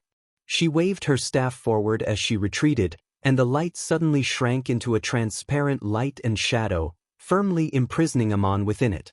She was indeed a brilliant supreme mage, and the use of all kinds of methods was extremely reasonable. When Amon was about to break her magic protection, she decisively retreated and used the air elemental imprisonment instead of the air elemental armor with the best defensive effect. The air around Amon instantly became viscous, condensing into a giant cocoon that wrapped him up, and all his movements were greatly restrained. The faster he moved, the greater the invisible resistance he encountered. Under normal circumstances, a supreme mage could make 2 choices after using this method. One was to quickly fly away so that the warriors couldn't catch up, and the other was to use the method to attack the warriors who were unable to move, or to let the warriors around them launch a counterattack. But this was a duel, and if Celia flew away, it would be tantamount to admitting defeat. Rulio could have taken this opportunity to fight back, but he was currently fighting with Elmar at the edge of the swamp, splashing mud everywhere, and could not find the time to do so. Celia stopped 30 paces away, waved her staff, and countless staff shadows appeared, mixed with fierce white light, layer after layer of counterattacks filled the sky. Amon could not afford to be trapped here and take her attack head-on. The confinement of air was the most difficult to deal with when caught off guard, because it was like a sticky and elastic giant net. Even if a sword cut a hole in it, if it could not completely break the magic, it would immediately close up and block the mage's movement, giving the mage enough time and space to unleash a powerful attack. This Celia was indeed not easy to deal with. She was an outstanding 8th level supreme mage. The moment Amon was wrapped in the air elemental imprisonment, a slight wry smile appeared at the corner of his mouth. He waved his hand and took out a spike-like thing. It was Humbaba's Fong. He, who had been unarmed all this time, finally took out a weapon. The Fong slashed forward with a sharp roar, and with his strength and speed, he opened up a gap and rushed out like lightning. The staff shadows that filled the sky disappeared in the roar. Rulio, who was fighting with Elmar, was swept into the swamp by Elmar's tail because he was distracted. At the critical moment, Rulio waved the sword in his hand and drew 2 strokes. A stone mountain appeared out of thin air in front of Celia, and there were even shrubs growing on it, making it look very real. The mountain appeared to be an illusion. Amon's fangs released a roar that dispersed the afterimages of the staff, before slamming into the mountain with his head. He actually penetrated through the mountain with his brute strength, and smashed the entire mountain into pieces. It all happened in an instant. As soon as Celia waved her staff, Amon rushed in front of her with the Fong in his hand. The supreme mage gritted her teeth and turned her staff like a sword, stabbing it at Amon. She had loved learning swordsmanship since she was a child, and later became a mage. But how could she compare to Amon in close combat? As soon as the staff stabbed out, she felt her vision blur and her wrist go numb. Her staff had been taken away by Amon. Celia knew that she had lost. It was rare for a supreme mage to have her staff taken away by someone else in a fight. She could not help but stand there with a flushed face. On the other side, Rulio was swept into the pool, but Elmar felt that his tail had slipped, as if he had not exerted much force. Rulio rolled in the muddy water and actually grabbed his tail. He swung Elmar's huge body into the air and slammed it into the swamp. Elmar was a little stunned by the slap. He twisted his body and was about to fight back, but he felt the space around him tighten, and then he heard Goliath's voice shouting, "Stop, the duel is over." Rulio's hand that was grabbing Elmar's long tail had already loosened. The ironback shook his big dizzy head and turned around in the muddy water to look up. He saw that Amon was already standing beside Rulio, holding a white crystal staff that was placed on Rulio's neck. You're tuning in to the Passion Pages YouTube channel. We're so grateful for your support, and don't forget to subscribe to join us on this incredible journey through captivating stories. Your generosity through donations truly makes a world of difference, as it's the primary source of revenue that allows me to expand and enhance this channel for you. Thank you from the bottom of my heart for being a part of this adventure.